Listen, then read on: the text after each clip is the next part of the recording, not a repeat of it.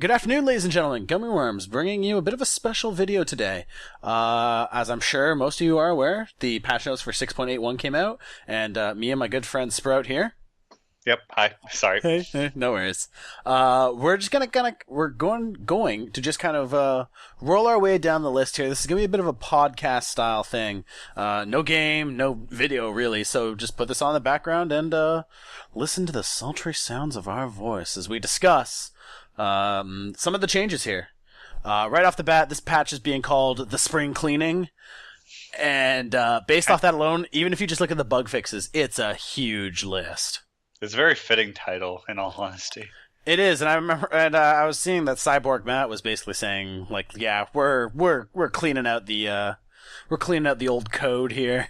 I like that. So I mean, we're not going to read every single bug fix because, to be frank, there's a metric fuck ton of bug fixes. But while I was sort of scrolling through here, reading through, there were a few that caught my eye that I feel like are worth mentioning because I feel like these are actually pretty significant bugs that they're finally getting ironed out. So we're just going to kind of start scrolling down this list here real quick. One of the big ones I saw earlier was Phoenix's Icarus Dive is now properly stopped by Faceless Void's Chronosphere. I guess that was a thing for a while, if I'm not mistaken. Yeah. I'm looking at this quickly, and I just saw that they fixed that Ember Spirit Sleight of Fist now no longer does damage when he's disarmed. Yeah, That's huge. I'm looking for the one where he can hit you in the Fog of War, but I haven't seen that just yet. Wow. This is a weird one. Fixed double damage rune applying to all friendly disconnected heroes if picked up by a disconnected hero. That's weird. I don't know. Hey Awesome. man, I'm just reading. That's weird. I've never seen that. Everyone DC but one person. Someone controls the DC hero to pick up, and then everyone just comes back in. Yeah, that's crazy. That'd be awesome to actually orchestrate. I don't know. Fixed Undying's Tombstone's armor type. There's even more changes for that later on, but we can we'll get to that in just a few minutes there. Again, I sort of scrolled through quickly and I'm already forgetting a whole bunch of them. They fixed the following auras now properly apply to invulnerable units. The example they gave was Juggernaut's Omni Slash. Things like Beastmaster's Inner Beast, Luna's Lunar Blessing, Lycan's Howl, Vengeful Spirit's Vengeance Aura, Wraith King's Vampiric Aura, Assault Cuirass, Drums of Endurance, and Vladimir's Offering. Fair enough. Yeah. Man. What else is there? I really wish I read this a little more thoroughly. But, that's just how it rolls here. I'm a little excited, again, while scrolling through here. The hero changes are a little more interesting to me. But we'll get there in just a minute. They threw in a whole bunch of Meepo bug fixes, apparently. And one thing, which we'll mention soon, is Meepo actually got taken out of Ability Draft. I like that because you just pick up his alt and then pick up everything else above anything else, honestly, because then you'd have 5 of you with Ags just using, say, what's that? What's Luna's Q? I forgot its name. Her Lunar Strike, I think it's called. Yeah, or Lucent Beam. Lucent Beam. Beam. You'd have 5 Lucent Beams coming out. Now here's an. Oh wait, what? What?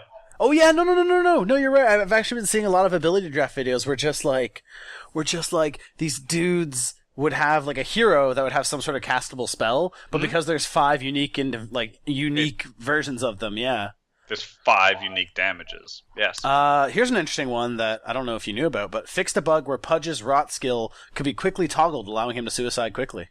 Yes. Yeah. I've seen a few videos of I guess people like set up a script where they just basically mash on a hotkey that basically lets him toggle the rot like basically 5 times in like a second. Yeah, it also allows you to toggle from her damage, so you could actually nuke faster. Yeah. As long as you just spam fast. Yeah, mind you, it would also basically boil down to just like it would boil down to more or less who has more health there. Yeah, it did. Yeah, unless he had Agnums and he used his ultimate on them, then he would always win because he would heal off of that damage while he's triggering his rot faster. Mm-hmm. Yeah, it's kind of twisted. Here's a weird one. Fixed a bug where Legion Commander could sometimes cancel a duel by leveling up an ability. Ooh, I just That would- read one that I really like. Yeah. Anyways, Nuts. go. Wait, what was yours again? Fixed a bug where Legion Commander could sometimes cancel a duel by leveling up an ability. Oh, that's odd. This one I liked. Fixed Sand King to support simultaneous active epicenters using refreshers. With using the refreshers. That sounds actually quite amazing. That sounds fun. That sounds like... I don't think it'll ever be used. I don't think it'll truly ever be used, but it'd be cool to see. Mm-hmm. If it is ever pulled off, I'd be just like, and I'm done playing this game. I quit. If you guys, if anyone watching this does that, send me a video or send Gummiworms a video. Yeah, I would love to see it. I would love to see Sand King refreshers. That sounds actually super interesting. And getting it off. Here's a nice little small one actually. Fix counter helix proccing when attacked by a friendly unit. That's I don't know, just a small interesting change. Again, guys, there's a bunch. I'm not gonna read them all. That's just I'd be sitting here for like 30 minutes just reading all these. Go through it yourself. It's definitely worth a read again if you're really, serious into seeing what sort of changes are about to happen here. And these are like the small changes. These aren't the big changes we're about to jump into right now. Yeah. Read these patch notes and just start learning some of the stuff. We're probably going to see some really interesting shifts in the meta. And I will list off every change in the hero, but we're not going to talk about them because frankly, some of them are pretty self-explanatory. Yeah. So real quick, some general gameplay changes here. Roshan's getting a buff. Tiny buff, but it's still a buff. Base armor increased by 1%. Basically, that gives him an extra 6% HP, effective HP, I suppose. Yeah. Again, not a big deal, but a small deal. It's still something. It kind of makes Roshan a little more riskier. In the sense that, we might see Ursa and Lycan, two heroes that can normally solo Roshan no problem. They might not be able to get it as early as they used to. We might actually see, basically, they have to wait an extra level or two. Now, again, not big changes, but just something small and interesting. 6% is actually a good bit, especially with Roshan sporting. I don't know how much health he normally sports, but he sports a good bit. Mm-hmm. I did like the, I'm kind of skipping ahead, but let's talk about the attack speed. Yeah, so attack speed now continually adjusts based on the latest modifications applied to the unit. I guess apparently, if you had a, let's say, attack speed decrease, it would linger onto the next attack. Again, this is just a very small change, but it's going to let us see a lot more basically tighter like a much more tighter attack speed differences now. Yeah. And this might actually lead to very subtle differences that not a lot of people, myself included, will probably even notice 9 times out of 10. I'll probably be pissed off a little bit more in games. Melee, the illusion rune got a bit of a nerf here. Melee illusions created by the rune of illusion. Oh no, sorry, the illusion rune got a buff. Sorry, my mistake. Yes. I read the patch wrong. Melee illusions created by a rune of illusion take 200% damage instead of 300%. So a bit of a buff there. Which is good because they are melee, so they have to get up close to actually attack anyways. Yeah. So they have to come in a barrage of attacks to begin with. So taking the exact same amount of damage as a ranged illusion doesn't make much sense. So this is a strong balance to be. Yeah, honest. Exactly. This is exactly it. This is not really a change or anything. This is definitely just balancing here. These next ones, I'm just going to read off all in a row. Random draft hero selection pool increased from 22 to 24. Captain's draft hero selection pool increased from 24 to 27. Captain draft's hero band increased from 4 to 6, and Meepo is no longer available in ability draft. I'm sad about that. The last one I'm really sad about. The interesting one to me, though, is Captain's Draft. The bands are increased from 4 to 6. I'm curious why that might not have been applied to Captain's Mode. Yeah, why not up the... I mean, like, I don't know what the balancing would be, increasing bands from 4 to 6, and, like, I wonder how that would affect, like, basically competitive play. It would just... I think it would be added to the, the between last pick and where there is only one ban. Or just, basically, all bands would be 2, 2, and 2. Yeah. Instead of 2, 2, 1. Yes. But I don't know. I'd be very curious to see, like, if I'm not mistaken, I think patch is going to be the patch that goes into the international. Yes. Well, maybe 6.82 we might, but to be honest, this is probably the patch going into the international, at least for the qualifiers for sure. Yeah. The qualifiers coming up, if I'm not mistaken, I think May 15th. Mm-hmm. I don't know if you want to fact check me, that's fine. I'm not going to right now. I don't care. Yeah, thank you.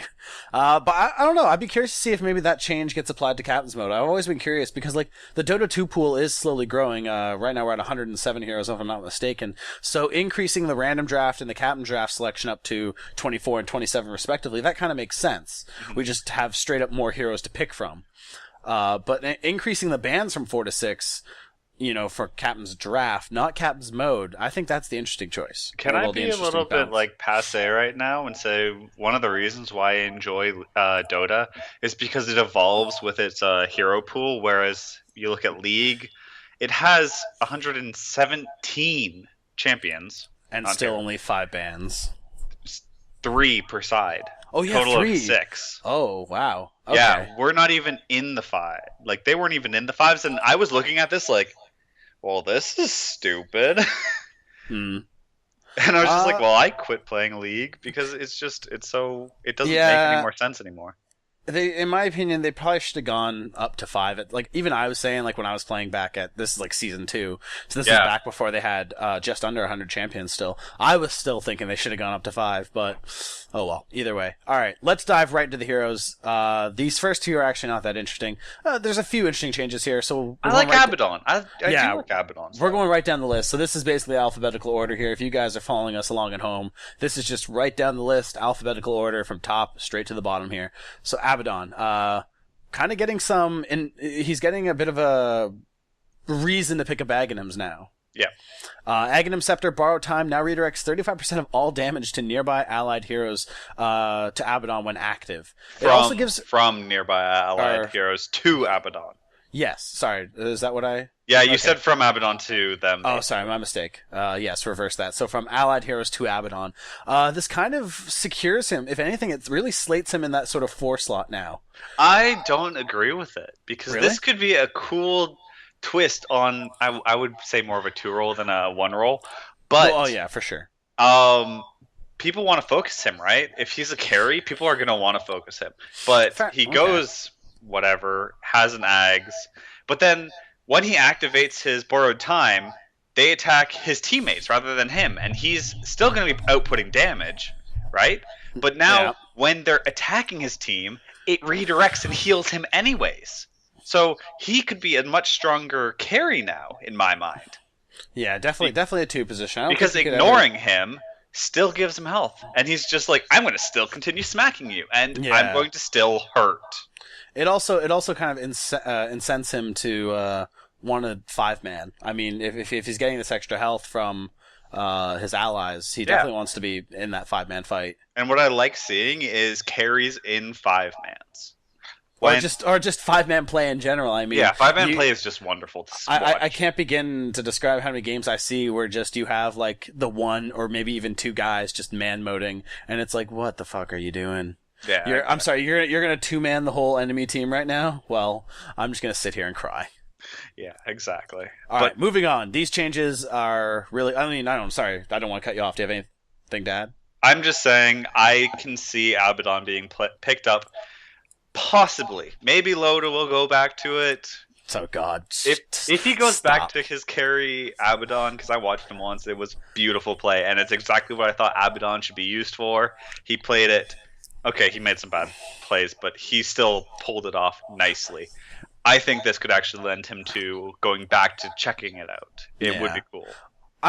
I mean, as a sort of preface before we continue on this hero thing, as we get deeper and deeper into this, I'm incredibly excited to start casting again, dude. I know. Like, I was starting to feel the drain a bit as 6.8 kind of dragged on a little near the end there. I'm super excited to start casting come 6.81. Oh yeah, definitely.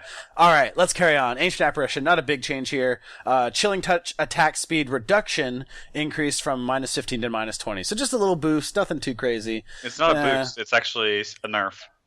No, it's a boost. The attack speed reduction increased from 15 to 20. It's the attack speed reduction is applied to the hero that it is used on. Your team. Is Chilling Touch's buff? It's his E, yes. Oh, sorry, my mistake. God damn it. This is what happens when I don't know skills. This is why you told me to learn all the skills. Or just, this is why I have you to fact check me, because I don't know all the skills. I know a lot of them. I don't know all of them. Because but anywho, a small nerf. That's actually pretty big, especially early game for when he was always getting it level 1, level 2-ish for the harassment in lane.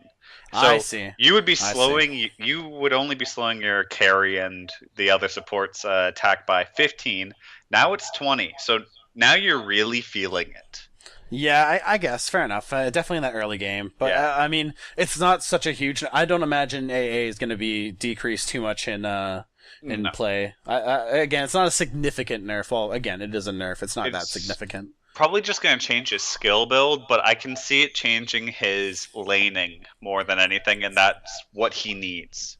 Because he was giving too much buff to his... I suppose. I can see that. Especially in the tri-lane.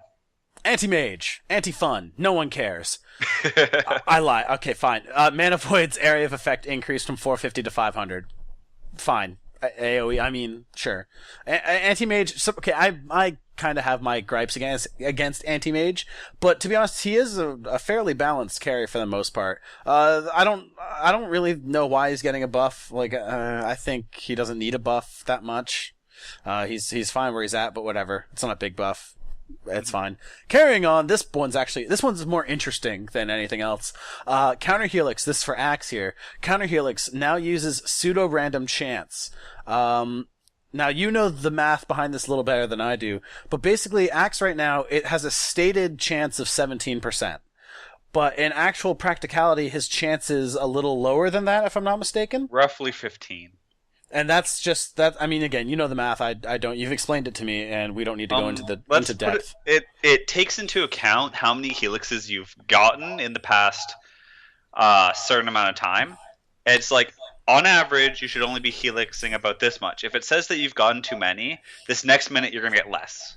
And then then it's gonna try to give you the right amount the next time. But if it's gonna see, oh, did you get too many? Okay, here's less this time. Oh, did you get too little? Oh, here's more. It's you can watch. You can literally watch how the math is going to work as you play if you pay enough mind to it. Yeah. It's probably going to be 30 seconds or minute integrals.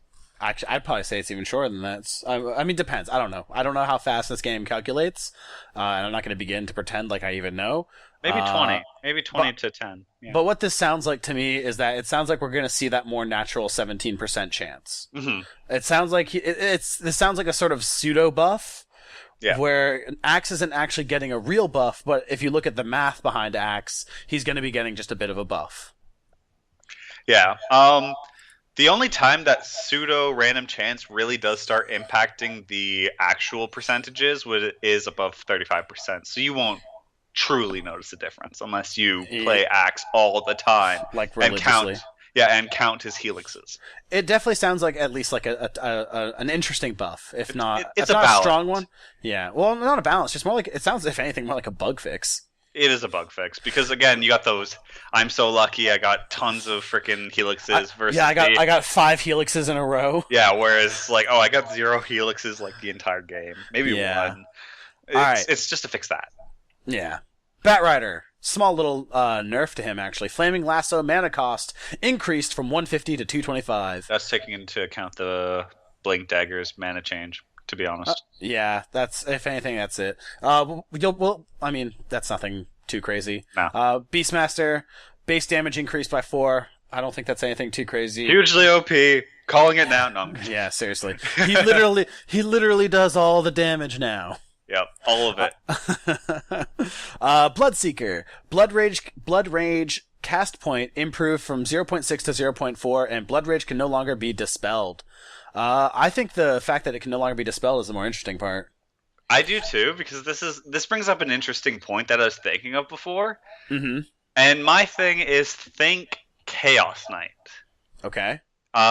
He uses Phantasm. That would normally dispel this silence, right? Oh, okay. I see. So, or if you used Manta. Again, the game is saying using abilities like Manta or BKB will not remove the silence. Exactly. But imagine if you do Split. Now those things, I want to say, still get the buff. Yeah. Well, at least, yeah, it sounds like they'll all still be buffed and silenced. Buffed, but they're illusions. Who cares? Exactly. I mean, I'm just saying that they'll be buffed and silenced. Yeah, well, It's again, just but any- still, it's a cool idea. I want to see how this, like, again, Phantasm can't be used, but again, Yeah. Manta. Yeah, What happens? Manta. Let's see what happens. Someone BKBing themselves, and the cast point improving. I guess that just means he gets to cast it faster. Yeah, it's just faster casting. Is that okay? Okay, that's That's because all. that's going to come in handy a little later when I start talking about stuff. Mhm. Bounty Hunter track cast range increased from 900 at level 1, 1050 at level 2, 1200 at level 3 to just a flat 1200 all around the board. I like this. A nice little buff. Yeah. We kind of see Bounty Hunter intermittently. He really sort of plays that two or four role. But the problem is, I have yet to see someone really use Bounty Hunter super efficiently with track and everything. Only Admiral Bulldog, can I say, really does it, and Funneck. Those Yeah. two are the only two that I can think of off the top of my head. But even then, they get shut down, and with track's increase, I think they could be safer in using it. Whereas, Yeah, it doesn't quite put them out of vision range though. yeah, Unlike Bloodseeker's Rupture. Yeah. having a 1600 range. But yes, it does put them at that much farther range earlier, which could give them that bit of advantage in the early game. Yeah. Earlier game. The change to Brewmaster, really interesting. I'm going to kind of say these both at the same time. So if you have not attacked for 10 seconds or have not been attacked for 10 seconds, Drunken Brawler will either always critically hit or always give you an evasion. Depending on Whether or not it's been attacked or haven't attacked. So if you have not attacked for 10 seconds, your next attack will crit. If you have not been attacked, that next attack will be evaded. Yep. Just an interesting little I don't know how if I want to call I guess balance. I don't know, just a weird balance. It's that a kinda balance gives- because the pseudo number generator would always screw the Brewmaster for being out of combat for too long, kind of thing. Yeah. Drunken Brawler. So this actually just gives him the ability to have it still useful. And for those people who don't buy TPs, hey, they can walk back in the lane and not get insta-gibbed right away. Yeah. You'll still It's- get insta-gibbed if you play It's poorly. it's just a little balance, really. Yeah. Nothing too crazy yet. Bristleback, though, this is it's interesting to me because I kind of like Bristleback. Warpath no longer has unique values for first movement speed stack, and Warpath movement speed stack bonus increased from 1%, 2%, 3% to 3%, 4%, and 5%. Yep. Basically just making him even faster. If you look at the values there, just look at the question mark on that second dot jot there. The old level 1 gave you a 9% move speed bonus, and the old level 3 would give you a 28%. Now we're going to see at level 1, brand new, it would go from 3 to 15%, and 5 to 35% as his new move speed. So a nice little buff for him, helps him chase down, especially when he's got his Warpath stacks up at max. Yep. A nice little buff, I think. I like it. It hasn't increased his damage, just his move speed, giving him even better chase potential, basically. Which he needed because they could just kite him. Yeah, Bristleback always felt a little slow. And even if you had phase boots and drums, it was still just ridiculously slow. Yep. So again, It's nice just to little make it buff. faster. Curious to see how that affects his pick. That was again, I think I mentioned this earlier. The thing I should have said earlier was that I can't wait to see how the picks just get all fucked up. Yeah, cluster. It's going to be crazy to see. Broodmother has quite a few changes coming in right now. Yep. Just going to list them down right now, and then we'll start talking. Sure. Spiderling's poison sting damage per second increased from 4 to 8. Spinweb's free pathing no longer deactivates when enemies have vision on Broodmother. Spinweb's free pathing is now disabled for 3 seconds when Broodmother takes damage. And Insatiable Hunger lifesteal increased from 40, 60, 80 to 60, 80, 100%. So Broodmother getting a pretty significant buff this patch. I remember when the free pathing. So when they instigated the free pathing in 6.79, they actually took it out in 6.8, I think. Or it might have been a hot fix. I'm going to double check that, honestly. Yeah, I remember they gave her free pathing and then they took it away, and now they're giving it back to her. Sort of. They're giving it back to her, sort of. No. Free pathing is now removed when enemies have vision over you. Yeah, Was the but that was the thing. That was the thing. 8. So Yeah. So they took that out in 6.8, and now they're giving it back to her. But they're giving her this caveat where, and again, I'm looking over at the question mark there. It says, Spinweb's free pathing is now disabled for 3 seconds when Broodmother takes damage, and it says uses the same damage source rules as Blink Dagger. Yes. So if you can see her, it doesn't instantly stop it. You have to hit her to stop it. And again, you can still have really funny like things where she's sliding down cliffs if she's on the pillar on the Radiant side. Yeah. That's what I like, because that's what happens when you nullify free pathing. But you could also get her stuck on the little micro cliffs, and then she's screwed because she can't get off. So it's a balance, to be honest. Well, at least for the spin web. The Spiderling is a straight up buff. That's a pretty significant buff. And the Insatiable Hunger, too. This is definitely giving her a bit more, like, 1v1 potential here. Which is good, which is what she was supposed to be for. Yeah, Broodmother is sort of like she's the opposite of Rat Dota. So while Rat Dota is, jumping between lane and lane, Broodmother just sits. She sits in a lane and waits until the lane is at her advantage, and then she pushes that advantage. So she pushes onto the tower, does damage, and then just backs away until the lane's back at her advantage. It's a really interesting sort of difference between Rat Dota and her. I don't know. It's interesting to me, at least. She's a reverse Rat Dota. If you throw she's a good counter to what's that guy? Nature's Prophet, because she can just get Spiderlings out of the Treants and then just push down that, like reverse push it. It's wonderful to see. Mm-hmm. Because it's screw you, Nature's Prophet. I have a distaste in my mouth because of Rat Dota. It's just, I don't know. Nature's Prophet's I have my mixed feelings about Nature's Prophet. Carrying onward. Yeah. The Insatiable Hunger buff there, sorry, real quick, gives her definitely that 1v1 potential that, she kind of used to have. Centaur Warrunner. His Hoofstop mana cost has increased from 85, 100, 115, and 130 to just a flat 130 across the board. I feel like this might be the death of Centaur. I don't think it's the death of Centaur due to the fact that it's just keeping him within range because of now he can't just go all willy-nilly stomping everything.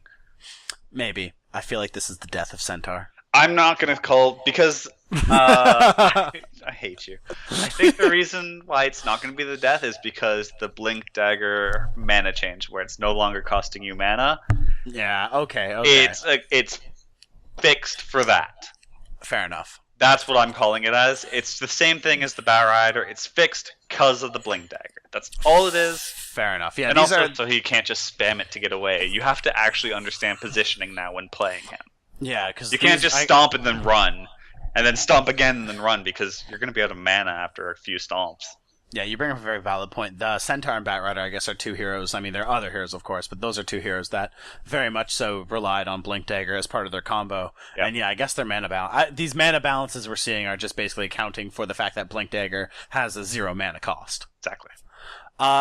Here's a neat one from Chaos Knight. Which I think it adds to his character as the Chaos Knight. It does. Phantasm now has a 50% chance to create one extra illusion when cast. Now, I wonder if this is pseudo random or if this is true random. I think this is just like a flat up, if I were to think about what the code would look like, it would probably just be like a straight up yes/no random, like one or like a 1-2 randomizer. If it's a 1-2 randomizer, depending on if it's the 1 or the 2, I'm pretty sure they would put it as the 1 for a yes, 2 as a no, or 0 as a no, 1 as a yes. I mean, or 1-0. Like look, I know almost nothing about coding. It's probably going to be a 1-0 code kind of thing. The numbers aren't specific. I'm just saying it's going to be like.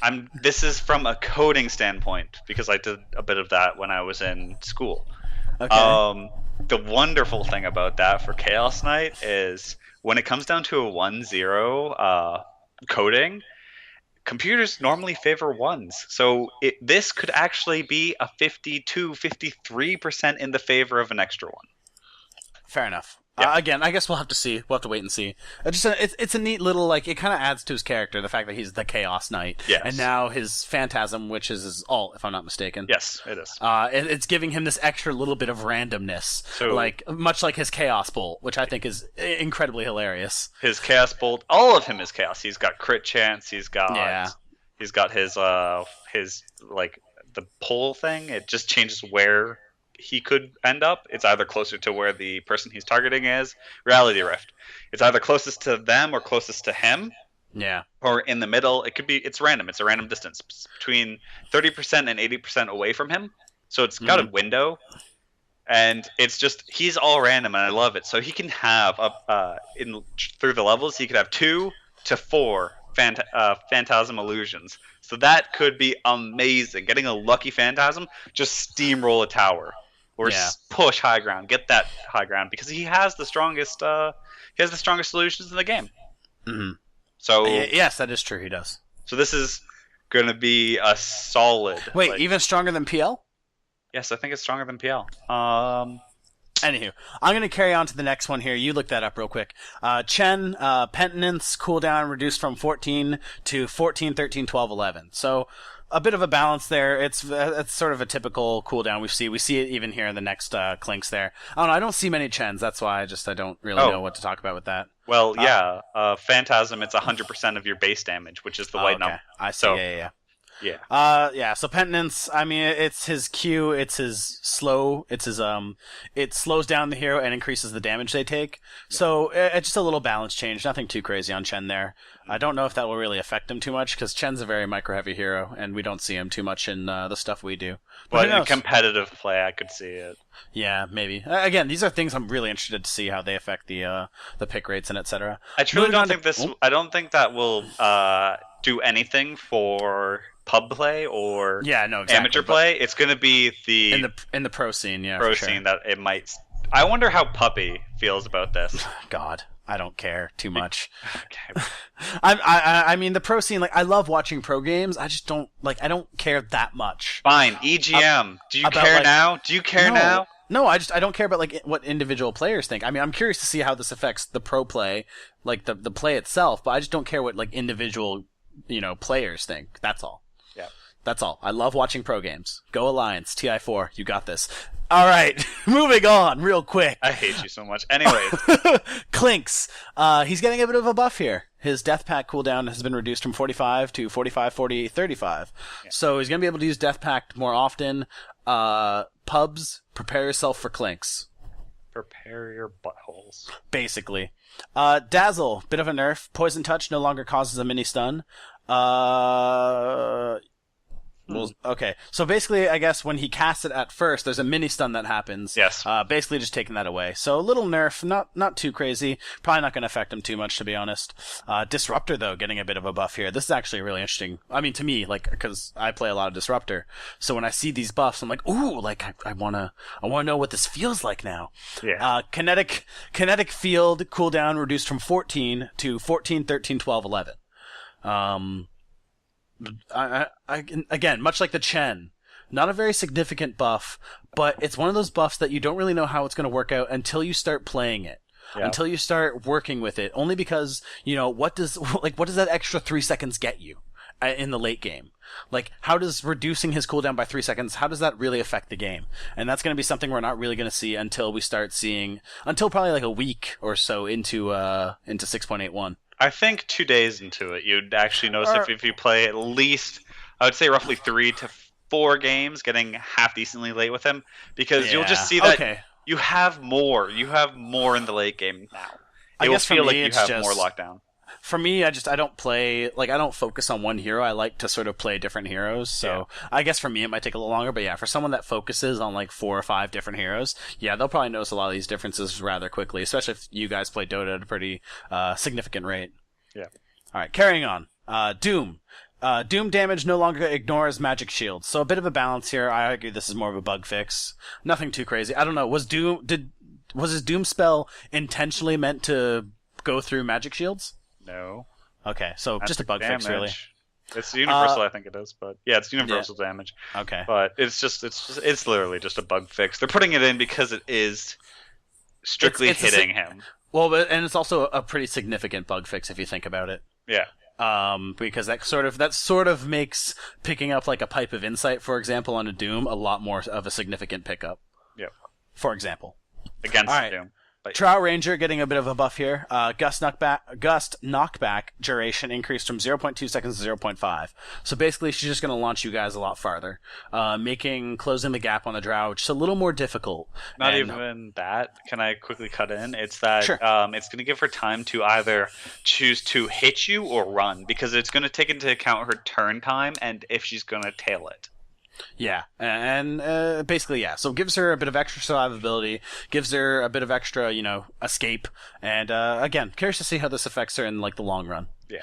Again, it's not a huge buff, so nothing really to talk about. Earth Spirit, Stone Remnant recharge time reduced from 35 to 30. So I think that brings them in line with Ember Spirit, if I'm not mistaken. Something like that. I don't play Ember Spirit. Earth Spirit or Ember Spirit? I don't play either, Okay.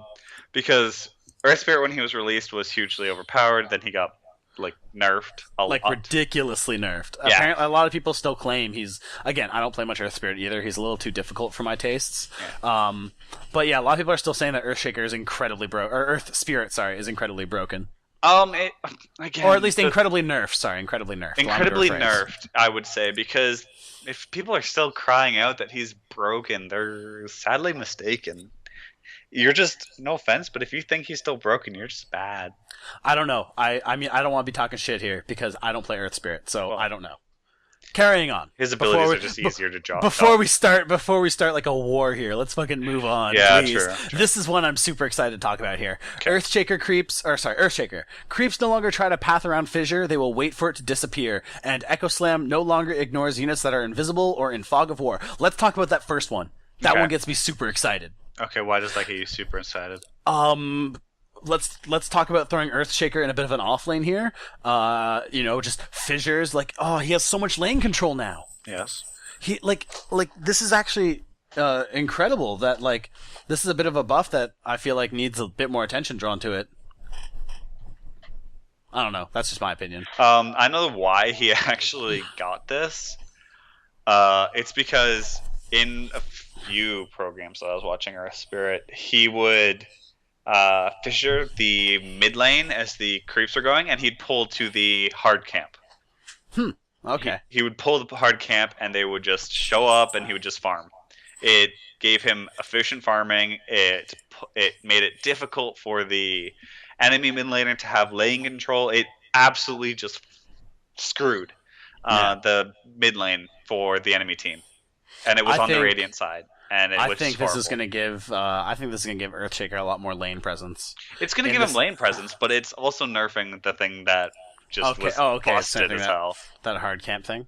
Yeah, that hard camp thing was just amazing for him. It's just like, hey, every few waves I just do this and I get so much farm, and my mid laner gets so much lane control. Win-win, right? And then it screws over your mid laner because you're not getting any farm. Yeah. And the Echo Slam though, that's a bit of a pseudo buff there. Nothing too crazy, but just something small. It makes sense. It should still. It's like bats. I don't agree with the in fog of war, but I do agree with, or at least I think it's neat that it hits invisible units now. I'm thinking bats sonar. That's how it works. God. Echo. All right. Carrying on here. Elder Titan getting a bit of a buff here. Echo Stomp mana cost reduced from 100, 115, 130, 145 to just a flat 100. And Echo Stomp physical and magical damage increased from 80 to 80, 85, 90, 95, respectively for their levels there. So a bit of a buff. We've kind of seen Elder Titan drop off the face of the earth. Or at least I have. I don't know. He did fall. That's true. Yeah. Pro scene guy, you want to throw some numbers at me here? I see him maybe once or twice in a month. Yeah, Elder Titan's just and I remember, I think this is around 6.78, 6.79. Elder Titan was huge. He was everything. Yeah, and now I can't remember the last time I've seen an Elder Titan. A long time ago. Exactly. Carrying on. A neat buff. I'm curious to see if maybe this brings him back in some capacity. Maybe. Probably not. I think a bigger buff would have been to increase his the AoE on his natural order. That would have been a much more significant buff, I think. Maybe a bit of a broken buff, but I don't know. I have no idea. I don't play too much Elder Titan. Ember Spirit. Searing Chain's duration reduced from 2233 to 1223. So just kind of negating the damage is still the same, but just kind of negating his early game. a little bit. Instead of giving him that incredible early game presence, just sort of reducing it down a bit, which, again, a fair balance. Not the one I've been hearing a lot of complaints about. But the second change here, Sleight of Fist bonus damage reduced from 30, 60, 90, 120 to 20, 40, 60, 80. That's a much more significant decrease there. Yep. That's actually rather significant. That is, and it's good, and he needed it, and it's sad to say that. Well, I mean, I think the other thing, now, it didn't mention it up in the bug fixes, or at least maybe it did. Again, I only skimmed through it real quick. But apparently, again, he's hitting units in the Fog of War, when he shouldn't be, apparently. And I think that's actually a problem. I think that's the problem that needs to be fixed. I mean, sure, reduces scaling a little bit, but I don't think, that's just the bandage. That's not the problem. I don't know. Again, in my opinion, this is what I'm thinking here. His turn rate was decreased.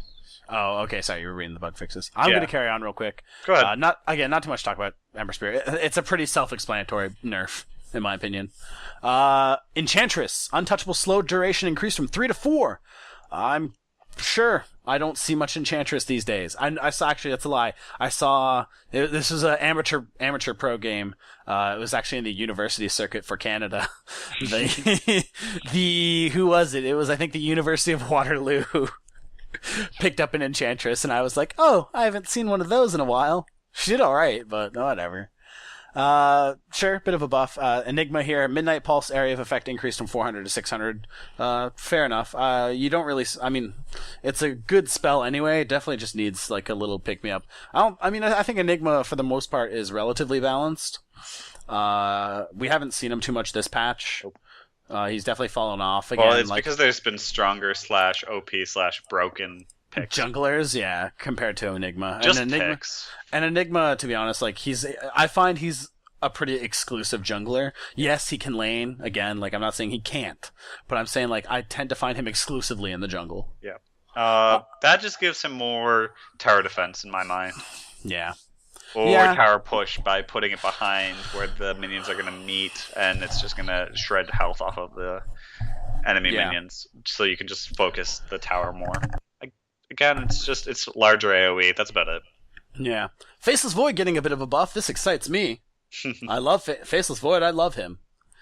So including some of the bug fixes that affect Faceless Void, base agility increased from 21 to 23, and his turn rate is improved from 0.5 to 1. Yep. So, again, none of his skills are getting changed, but just his physical stats are being changed. Those are the things that I love. I love just when physical stats get changed. Straight up fucking code gets changed. I don't know. Technically, I guess all the code's getting changed, but it's different on skills than when on heroes. Gyrocopter, homing missiles now hit invisible units, and homing missile hits required to destroy them have increased from 3 to 3, 3, 4, and 5. So a bit of an interesting buff there. Giving him a bit more of a late game threat. Especially in that late game when he tries to use his homing missile, it's just it's pitiful. Yep, it really was. It's fucking pitiful. Now you can at least get your team, an entire enemy team can still take it out. But again, it's just it takes more focus really now. It just takes more focus. Yeah. It's 3 hits in the late game is nothing, but 5 hits in the late game, that's it's still kind of nothing, but you really gotta you gotta commit. It's turning the focus. It's a pretty good idea. Now, this year, I think, is a huge buff. You sort of shrugged it off at first, I think.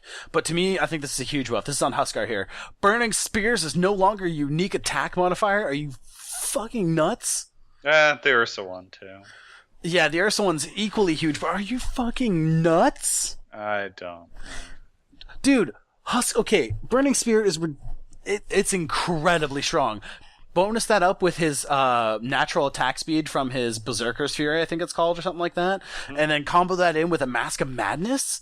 You're going to get Burning Spear stacks like a motherfucker. Yeah, I think it's more just, that. Not only that, now you get the lifesteal back from, I think Huskar is going to be huge. I'm sorry, I could just go back and look at his, his agility gain and his base agility. I'm just no, guess what? That doesn't matter now. This right here, Huskar's coming back, my boy. I'm calling it right here. I'm calling it right here, right now. TI4, Huskar, OP. I'm calling he's probably going to get hop fixed, or he's going to be just a pub stomp. Or he's going to get... I mean, he already kind of is a pub stomp. If you use him right, he's a huge pub stomp. Not as bad as he used to be when he had the huge scaling. correct. He was a ridiculous... Oh, I remember like 6.7 days. 6.79 was when he was finally nerfed. Yeah, 6.7, 6.8, dude. He was like... Or 6.78, sorry. 6.77, 6.78. I remember those days. Those were dark days. You saw Huskar and you were like, well, fuck, I'm not going to have fun. Mm-hmm. Invoker! Let the angels cry! Oh, I figured out why it's no longer a... what's it called? Unique attack modifier on his Burning Spear, because it has a duration. Sure. Shouldn't count. Sure. Anywho. Yeah, but... okay, we'll talk about that later. Invoker! Let the angels cry! Ghost Walk slow no longer affects magic immune units. EMP delay increased from 2.6 to 2.9! Now you're going to actually have to have timing when using the Tornado and EMP combo. It doesn't fix the fact that EMP is ridiculous still. It's, I mean, yes, it's still a great fix. But I don't think it's the fix. It's not the fix we need. / deserve. No, it's the fix we deserve. It's just not the fix we need. Yeah, whatever. Again, it's just going to make it easier to walk out of if they can't hit their Tornado, which, again, if you move in a 90-degree angle to which way he's throwing it, it's not going to hit you. No, but it definitely, you're right. It's going to mean that Invoker players aren't just going to be able to spam Cyclone to EMP. They're actually going to have to time it a little better. And, it means we're probably going to see just some better play coming out of Invoker, is all. Yeah, it's just to keep his character as one of those, you have to be good to play him, not just have Tornado and EMP set up and just go. Yeah, exactly. It's gonna be definitely a lot more of a high, like it's basically just increasing his skill cap by a little bit more. Which is good, which is what needs to happen, because that's what I loved about Invoker when I first turned to Dota, is that, hey, this guy has a ridiculously high skill ceiling and skill floor too, so it's just like, I like it. It shows difficulty. Yeah. Carrying on. Sorry, I lost my position real quick. Jakiro here. I like this. Jakiro's getting a bit of a buff here in a weird way. He's not so much getting increased damage here, but dual breath range increased by 50. Liquid fire level 4 cooldown reduced from 5 to 4. Aghanim Scepter Macro Pyre, the duration's basically being doubled, and the range is being increased. It's being doubled from 7 seconds to 14 seconds. And Aghanim Scepter Macro Pyro range and this is the Aghanim Scepter specifically, is being upgraded, or is being increased from 1350 to 1800. Mm-hmm. If anything, this just makes Aghanims a much more clutch pick on a Jakiro. Yep. And that's really all this is doing, is just like, it's really rewarding the Jakiro player that picks up the Aghanims. Yeah.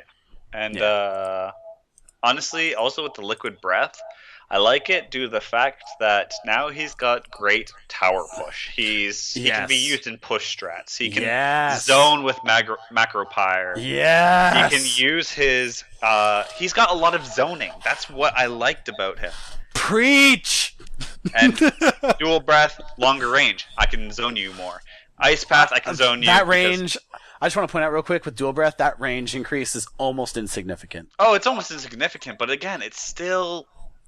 It can hit units up to 950 units away. Technically, it can now hit units 1,000 units away.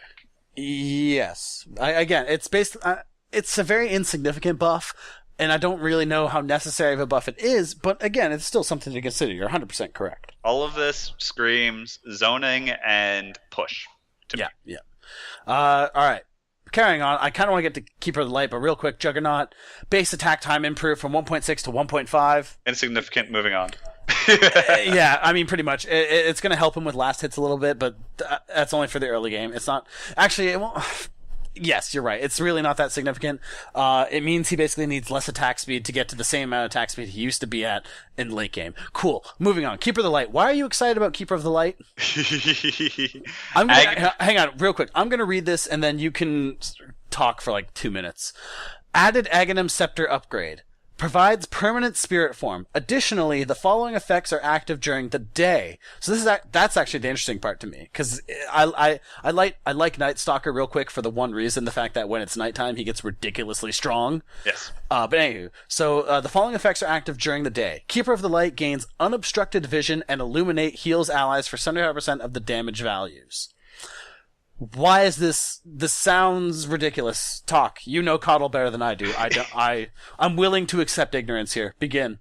Okay. Well, what's fun about this is being in permanent spirit form. You've got your blinding light knockback all the time. You've got your teleport to you all the time. So you can have someone completely like running away. As long as they're not taking damage, you can teleport them to you. Just like ask her it. Just come to me. Yeah. Anyways. The unobstructed vision is great because if they're trying to duck and weave through the trees, it's just like, I can see you. Please stop. You're just making a fool out of yourself. Please stop. It's the same thing as Night Stalker at night. But he doesn't have unobstructed, does he? It's something like I think if he has Aghanim's, maybe. Yeah, I'm not 100% certain. I don't play that much Night Stalker. I just love him because I think it's interesting that there's a hero that's focused on the time of day switch, which is a very unique thing to Dota. Sorry, not unique to Dota. Heroes of New Earth, if I'm not mistaken, also has this mechanic as well. Yes, but that's because Heroes of New Earth was also known as Dota 1.5. Sorry, carry on. Oh, that's mean. Anyways, it's really cool because it gives that it now has the contrast to Night Stalker. You got Keeper of the Light daytime, Night Stalker nighttime. I like that, as well as the Illuminate heal. And I was reading on the Reddit, it's just like Coddle can now give you mana, give you a heal, teleport you. Why do you need a fountain anymore? And I laughed when I read that because I'm like, it's basically true. Yeah. I already hate Coddle. Like, I mean, don't get me wrong, he's a wonderful support. Yes. Okay, I'm going to rephrase then slightly. I hate playing against a Coddle. Yes. I think it's one of the worst. Like, it's right up there with a 6.78 Huskar. When I see Coddle get picked, I'm like, great, I'm not going to have any fun. Yep. No. I'm about to get fucking rolled by this old man on a fucking horse. Yep. Or whereas if you play with it, just like the time we played and you played Phantom Lancer, this is really gonna bring Phantom Lancer back. If you get Keeper of the Light and Phantom Lancer on the same team, it's just gonna be no fun for anyone on the enemy team. Oh, this is why I love doing this with you. You remind me of the good times. Yeah, it was. Oh god, dude, you were on like. Did you die that game? I probably did. Oh, look, I'm not that good. I think you died once, but you had something like 25, 26 kills. I'm a mediocre carry, like in the grand scheme of things. But yeah, no, I love playing PL because he's just a slippery little cunt. Yeah. All right. And I see what you're saying. Keeper. It looks like Keeper is going to be picked a lot more now. And again, he's also being incented to pick up that Aghanim Scepter. I feel like this seems to be almost the like subtext of this patch is, hey guys, Aghanims exist. Pick it up more. Yeah. But quick thing about that is you have to get to the point where you get the Aghanims. But I'm gonna say you're gonna see my only downside to this buff to Keeper of the Light for anyone is one, it breaks Keeper of the Light. Two, Phantom Lancer is back. Even if he didn't get touched, since he didn't get touched this thing. Yeah, he's back because Coddle's back. Yeah. All right, Kunkka. Torrent area of effect increase from 215 to 225. X marks the spot. Can now last twice as long on allied units, specifically allied heroes. Ghost ship allied buff duration increase from 8 to 10, and add ghost ship AoE indicator for allies. I like that last point. It's just a neat little sort of quality of life for the team. Because, like, even I, like, when a Kunkka throws a boat out, it's not always obvious to me that a person's going to get hit by the boat. Mm-hmm.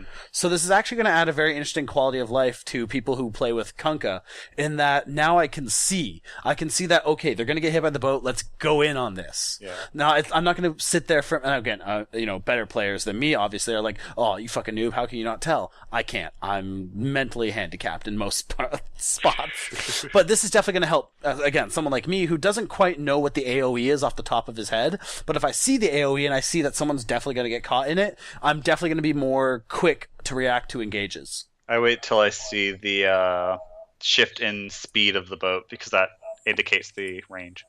Fair enough. Yeah, it's just something you need to pay mind to.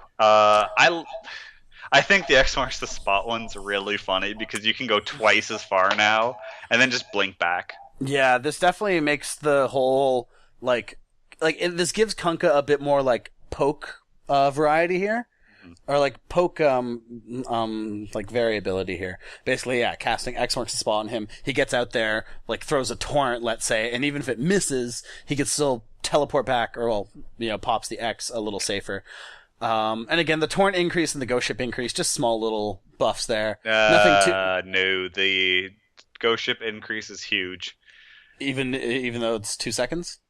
2 seconds of 50% damage mitigation. It's only like a 20% increase. Yeah, it's. Oh wait, sorry. 20... Did you say damage mitigation? Yes. Oh, okay. You ignore 50% of the damage that you take. You take it at the end, but that's 10 seconds of ignoring 50% of damage. Oh, okay. So I was unaware it was that. I was unaware it was that significant. Oh, it's huge. It is huge. Well then, I slightly recant my statement. Yeah, this is a huge buff. Like, okay, the torrent, ignore it. Yeah, the torrent's a pretty small buff. To me, the AoE indicator is a little bit. I don't want to say more significant, but it's definitely a lot more helpful. Mm-hmm. For someone that doesn't quite know the boat hit radius, that's incredibly helpful. Yes, but the ignoring 50% of the damage you're about to take for an extra 2 seconds. Okay, fair enough. You make a valid point, sir. Moving on. Legion Commander. I'm just going to read these all and then we'll go back and discuss them. Yeah. Overwhelming odds bonus damage per hero is increased from 14, 16, 18, 20 to 20, 35, 50, 65. Overwhelming odds area of effect increased from 315 to 330. Overwhelming odds base damage rescaled from 50, 100, 150, 200 to 60, 100, 140, and 180. Moment of Courage now uses pseudo-random chance. So, real quick, we'll talk about that real quick. Much like Axe. Yeah, much like Axe, I don't remember her pseudo. I don't remember the number. I'm going to check it right now so I can tell you if it's bad or good. Yeah, I don't know. You can figure that out. The overwhelming odds increase, though, is going to give Legion... real quick to add to that. So the overwhelming odds bonus damage per hero is getting increased, but it says here on the little addition here, the per creep is still the same. There's no scaling, no increase to that. That's interesting. Yeah. I always felt like overwhelming odds was sort of a... It was underwhelming. Yeah, it wasn't really overwhelming. I mean, now mind you, it benefited, obviously, using it when all the heroes are bunched together. But the thing is, even then, it still felt very... Now again, this might just be me not using LC enough, but it still always felt very underwhelming. No, because it didn't matter if you're hitting creeps or hitting heroes. It was doing the same damage. If you hit 5 creeps or if you hit 5 heroes, you're doing the same damage. Yeah. Now it's like, oh, you're hitting 5 heroes? Here's a lot more damage because you're actually playing her well. Yeah. And the base damage being rescaled, I mean, that's just basically in response to the overwhelming damage per hero thing. Yeah, because late game you're going to be hitting more heroes than creeps. Early game you're going to be hitting more creeps than heroes. That's what's scaling. Well, but not even that. It's straight up the fact that the damage per hero scale is increasing. Yep. They're rescaling the base damage for that specific reason. And that's why it's higher. It's like 10 damage higher, level 1, same level 2, lower and lower for 3 and 4. It's because it knows late game you're going to be hitting more heroes. Yeah. You're just doing more damage. Anywho, that's not a nerf necessarily. It's just it's balancing. Yeah, that's a balancing act right there. And the Moment of Courage, do you have numbers on that? Yeah, it goes from 16 to 22%. You're not going to notice the difference. You're going to go from weird 20% basically. Well, again, much like Axe. Yeah, if you're the kind of person that plays Legion Commander all the time, you're probably going to notice this. But for your casual player of Legion Commander, this might lead to a little. Again, it's a bug fix. It's a weird bug fix, but they're mentioning it because it's a very significant bug fix to that specific hero. Yeah. Again, the people who play her a lot are going to be upset about it because it's going to bring them into actual values. It's going to make them seem normal, not, I just Moment of Courage all the time because I am lucky. Oh. What? Okay. Just look at Lich, but we're going to talk about Leshrac. Okay, fine. Lightning Storm now slows its target by 75% for half a second. Lightning Storm I always felt was one of his most useless skills. Yep. Now, I might be talking out of my ass here, but that's okay. I'm going to stand by my statement. You all can correct me. I don't care. I'm standing by my statement. This gives it at least a little more utility now, especially if you're going for a gank-heavy Leshrac. You're probably going to want to build your Q into your E before you take Diabolical Edict. And if Diabolical Edict is E, then you're going to take your QW. Basically, your stun into your slow, right? So that way you can hit your stun a little easier. This could give Leshrac, again, in the sort of pub scene, this could give him a lot more of a dual lane potential. Yeah, actually, you have enough time if you're using quick cast to cast Lightning Strike and then cast your stun, because it's 0.35 seconds for your stun to actually come up. I see. Interesting. So it's basically giving him a suitable combo. Yeah. Getting that combo off is good. Not getting the combo off is bad. Yeah. That's what it is. Just a small buff. All right, Lich, real quick. I saw Lich just below Leshrac, and I was like, oh boy, this is huge. So, Lich is getting a huge fucking buff, dude. Yep. Fucking Frost Armor can now be cast on buildings, and Aghanim Scepter Chain Frost no longer has a bounce limit? What? Yeah, my girlfriend was looking over my shoulder when she was when I was reading this quickly when I sent it to you. I'm sorry, fucking what? Yeah, my girlfriend mainly plays Lich, as you know, and she's just like, wait, no bounce limit? As long as there's things that's going to bounce, I'm like, yeah. She's like, God damn. I'm sorry.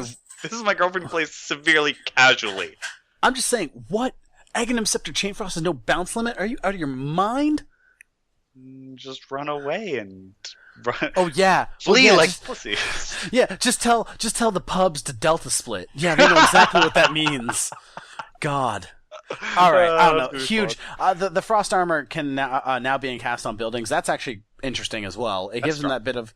It kind of gives them a little incentive to pick up Frost Armor earlier. I know normally, you kind of pick up Frost Armor. I mean, when I play Lich, I sort of pick it up as like a level 5 pick, just to put like 1 point into it for a bit of a utility. But I usually don't pick it up that early. Can I quickly say something about his Frost Armor? It really depends on what you're about to say. Well, when it comes down to it, it lasts for 40 seconds, and at level 3, it negates a Desolator, I think it's called. The red... Yeah, the Desolator? Yeah, because it gives them 7 armor.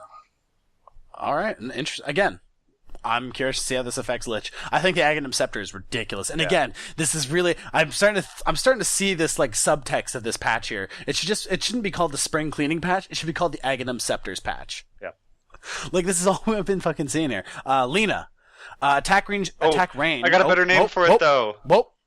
I got a better name for the patch though. Okay. Rubik's father would be proud. I like it. I think I just killed John. Fucking, I'm done. Lena, attack range increased from 650 to 670, and Aghanim Scepter Laguna Blade damage goes through magic immunity. That's actually pretty huge. And as huge. As the sub note here, damage can still be reduced by spell resistance. Yes. So this makes but this makes BKB kind of null. Up against Lena, yes. Oh, up against the Aghanim Lena. Yes.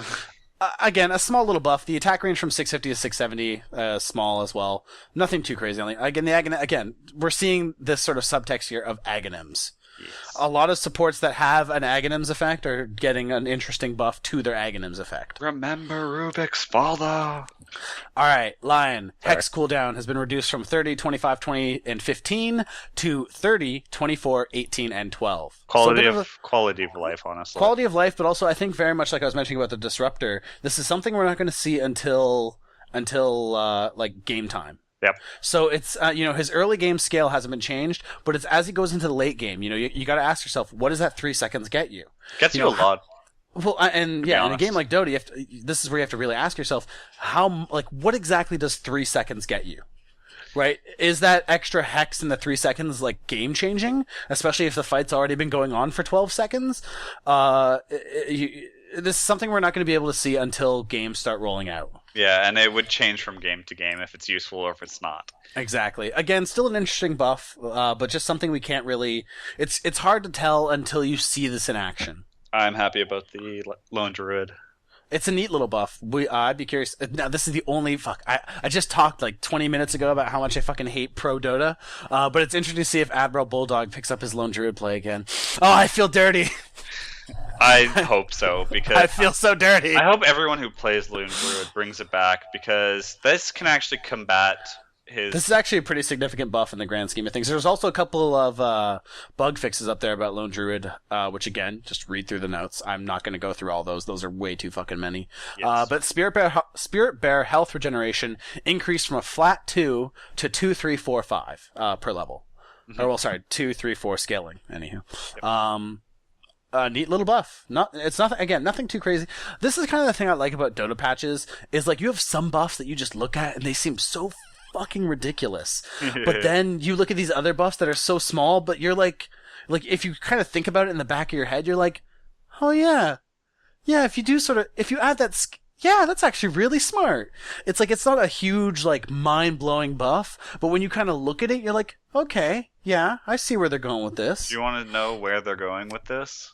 No, I don't play Lone Druid that much. Okay, well, let's look at Lycan. Lycan has wolves that disappear in 1.7 seconds, gain 15 health per second, roughly.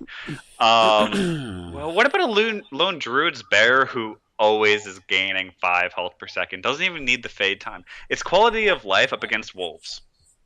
I suppose. I just feel like Lone Druid, he's kind of fallen off again, mainly because other picks have just been so strong. Yeah. I'm curious to see if this kind of brings him back. I want to see more variety in our cast, because honestly, dude, between you and me and anyone else who listens to this, I'm getting fucking tired of seeing like a constant game of Invoker, Ember Spirit, and Lycan. Yeah. It's starting to get to me, dude. And like, I get it. They're in the meta. They're super strong heroes. Some might say they're broken. They're super strong, incredible heroes right now, and it's very obvious why they're in the meta. I just want to see something new. Me too. Anywho, moving on. Luna, small nerf to her. Base agility reduced from 22 to 18, so she ends up losing about half an armor here, and a bit of attack speed. Not a huge nerf, but I think this is going to bring her in line with some of the other agility carries right now. Yeah. Only because like her Lucent Beam is actually really strong, especially like at level 2, level 3. Her like it does. Starting armor is only going to be what's it called? It's only going to be a 2 now rather than a 3, so that's nice. Yeah, just a small little nerf, nothing too crazy. Again, I think it just brings her in line with other agility carries is all. Yeah, that's all it is. I do think that her armor should stay at 3, to be honest. While yes, she has the additional movement speed that other range carries don't have, I argue that she still is kind of squishy, especially with only 2 armor. I don't know, just my 2 cents. I say that this is actually a really good balance for her. Could you just pull up her base health for me, if you don't mind, while I read the her next base health thing? is 435. Yeah, I already have it up. No, she definitely needs that 3 armor. You know who else has 435 base health? Who? Terrorblade. Do you know how much armor Terrorblade has? 7. Get fucked, boy. All right. Really? Yes. If not, it's 6. Lycan. Shapeshift no longer provides 100, 200, and 300 bonus health. So a nerf, but I don't think it's the nerf we're looking for. Shit, it is 7. Oh wait, he's getting nerfed though, so... Terrorblade? Oh yeah, right, Terrorblade is getting nerfed. Anywho, but this Lycan nerf, not exactly what we were looking for. I know a lot of people were thinking like, reduce his howl to like an AoE instead of global and stuff like that, and I feel like that's almost too strong of a nerf, but taking away his shapeshift so it doesn't give him the bonus health, I don't quite know if that's the nerf we need. It helps. It does. I mean, of course it does. Any nerf is going to help, but really? Let's look at it this way. He now needs to have a little bit more tank built into him. You can't just shapeshift and have an extra 100 to 300 health given right to him. Fair enough. He needs something to be a bit tankier now. He can't just dive in as a wolf and be like, "Hi, I just automatically became tanky. Screw you." Yeah. Okay. Fair enough. I think the wolves invisibility needed to be rescaled to 2 seconds. Maybe. 2 seconds would have been nice. I would like 2 seconds because then he can't just turn them around and then give them health. Or just like nerf their HP scale. I don't think they truly need it because they have low health anyways. I'm just thinking these like maybe even 2.2 seconds would be nice. But just bring down the fade time because it's only when they're invisible, giving them the extra little bit of a second to hit them, that one extra time, they don't get away, they die. Happy times. Fair enough. Alright, carrying on here. Magnus gets a little buff here. Remove skewer maximum target limit, and skewer ranged increase from 600, 800, 1000, and 1200 to 750, 900, 1050, and 1200. Skewer is his, like, shockwave thing? No, his charge. Oh, his charge. Okay. Yes. Interesting. Yep. Sorry, then that's not the skill I was thinking of. Oh. This is then a very interesting... It's a very good buff. Is it? Yes. Because I'm kind of thinking about it, and like... I can't find him right now. It bothers me. Magnus? Yes. Is he an agility hero? No, his strength. He's strength on the radiant side, so he's up near the top, I think, if I'm not mistaken. It's just, Magnus to me, you know, I don't know if his skewer was the problem. He's dire. God damn it. Oh, sorry. My mistake. I apologize for that deeply. Not really. I don't know if this is the buff he needs. Like, again, Magnus is another hero that's kind of fallen out of favor recently. It is the buff he needs, though. I'll give you a second to finish your point, though. No, again, I don't play enough Magnus to make a smart conversation about this. Please offer anything you can. Okay. Well, skewer, when you level it up, it goes, you can have 1 target through your skewer, you can have 2 targets, 3 targets, or 4. You're getting rid of that. You can bring the entire enemy team to your team with the skewer now. I see. You RP, they're all in front of you, and then you just skewer them back to your team because they're all there now. That you can't max out. You can't only bring 4 of them. You can't only bring 1. I like this. This is what he needed because he's a fucking rhino magnet thing. I believe he's called a magnetar, if I'm not mistaken. Yeah, he is a magnetar. I just calling him a rhino magnet thing. I just think that sorry. I didn't know what skewer did to my for me anyway. And giving him that bit of extra distance in the early scaling there, right? He's getting that bit of an extra buff in the early game, but it doesn't affect him in the late game. So that's going to be interesting to see too. Around again, pick up a couple points into skewer at level 1 and 3, and then get that reverse polarity at level 6. It does affect him. It does affect him in the late game because now he can bring the entire team. I mean, but that's the change I'm saying. It doesn't give him that. It doesn't give him extra range, is what I'm trying to say. Yeah.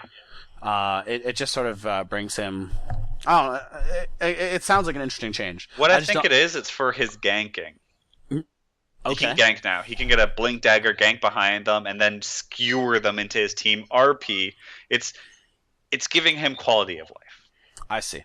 I definitely don't play enough Magnus to make a smart conversation about this. I haven't played Magnus ever. I'm not an expert, but this is just what numbers tell me. Yeah, I guess. All right. Carrying on. Medusa, split shot reworked from 50%, 60%, 70%, 80% damage with 5 maximum targets to 80% flat damage with 2, 3, 4, 5 maximum targets. Mystic Snake no longer requires Fog of War Vision to bounce, and Mana Shield damage absorption per mana increased from 1.5 to 2.5 to 1.6, 1.9, 2.2, 2.5. Yep. So what we're seeing here again, especially with her, so let's talk about the Mana Shield real quick. Okay. We're seeing again, she's getting that bit of extra early scaling, getting a whole 0.6 extra absorption per mana, but again, she's still flattening out at the same end game. Yes. And I think that's critical because Medusa is quite squishy. Her early game sucks.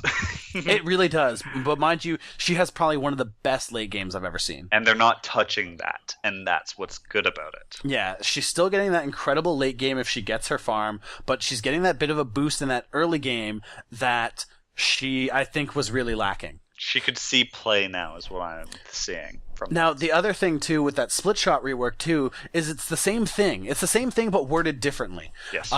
So, again, she still has that late game, right? So she still has her 5 targets she can hit, but the thing is she gets that bonus damage early, and it lets her hit the 2, 3, 4 targets. So, again, still giving her that nice early game buff, but not affecting her late game potency.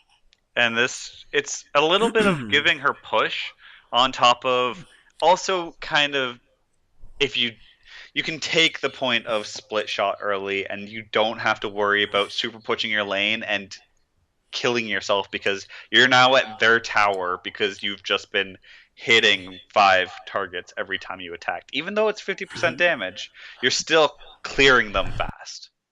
Well, now it's only 2 people getting hit. Yeah, the other thing too, I mean, Medusa's base damage in early levels is about, well, at level 1, her base damage is about 46, if I'm looking at this right. We'll say 47. That's not too bad. 80% of that's basically 39 damage. Not too bad when you're split pushing. That's at level 1. That's if you take split shot level 1. Again, it's sort of boosting her early game while not affecting her late game. Yeah, 44 to 50 damage. I love Dota's random. It's weird. Auto attack damage. I mean, I've accepted it, but it's still weird. Oh, it's weird, but I like it because it just you could get that one lucky extra damage uphill hit kill. It's just like, oh my god. All right. Carrying on. Let's move on to this is the real meat of our discussion here, Dan. Yeah. We're going to I hope you're ready. Do you have your coffee? No, I had a drink. I had alcohol. I did too. I went out to. Okay, I'm not gonna talk about my fucking day. I went out to dinner. I had a beer. Great. Here we go.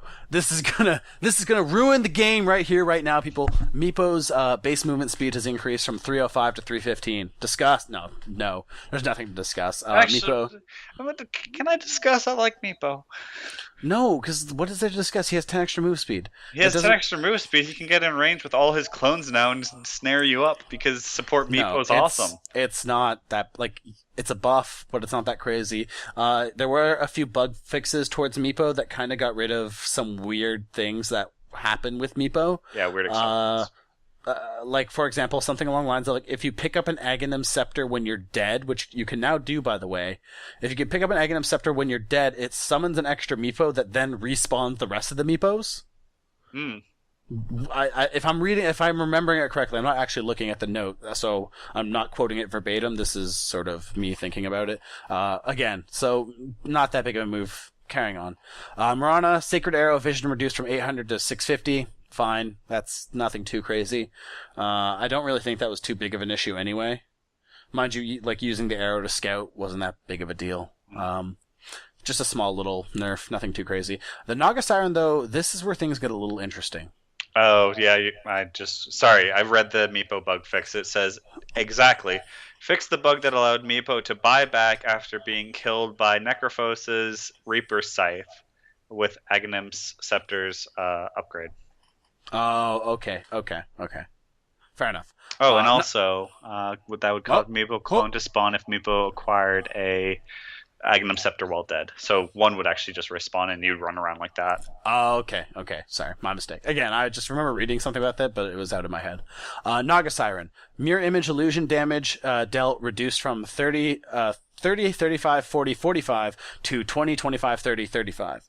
So just a flat drop in her damage dealt, which doesn't quite affect her.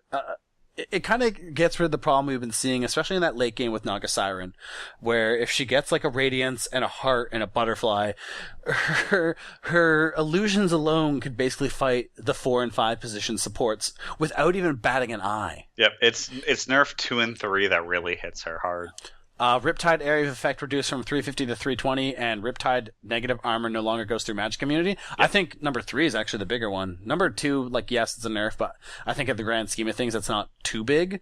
Definitely that number 3, though. That's I think 1 and 3 are the biggest hits to her right now. Well, I'm going with the Riptide because when she's farming the neutrals, if she's not on point with that, because a lot of Nagas will Riptide as they're going in, but if you're used to that 30 extra range, you're going to miss it, and then the camps are actually going to take your illusions, therefore making your farming useless. Yeah, this definitely reduces a lot of her micro, too. It reduces the potency of her illusions, meaning that, yeah, she can't just farm the jungle all willy-nilly, too. You have to be a lot better at microing. Or just you actually have to commit to jungling now. No, you don't have to. If you send, it's now you have to send 3 to a camp rather than 2 and then 1 to the small camp. Mm-hmm. That's the normal way of doing it. Like 2 to medium, 1 to a small, 3 to large for quick and easy farming. I see. It's just that you can't do that now. All right, Necrophos has got some buffs here, and I already don't like this. I kind of don't like Necrophos as it is, and I don't think this is anywho.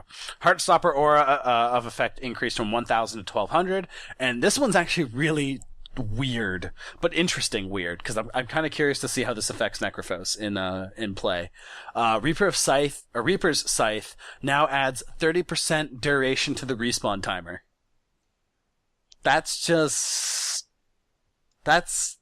neat weird. Why does this tell me super awkward offlaner? What, for Necro? Yep. I mean, he's already, like, his whole build is basically tank. Yep. and like just how long can I stay in the fight? Yeah, but my thing is awkward offlaner because his Heartstopper Aura is now Blink Dagger range. Yep. Max it if you put the thing past the 1200, you're only going to blink 1,000 units with the Blink Dagger. Yep.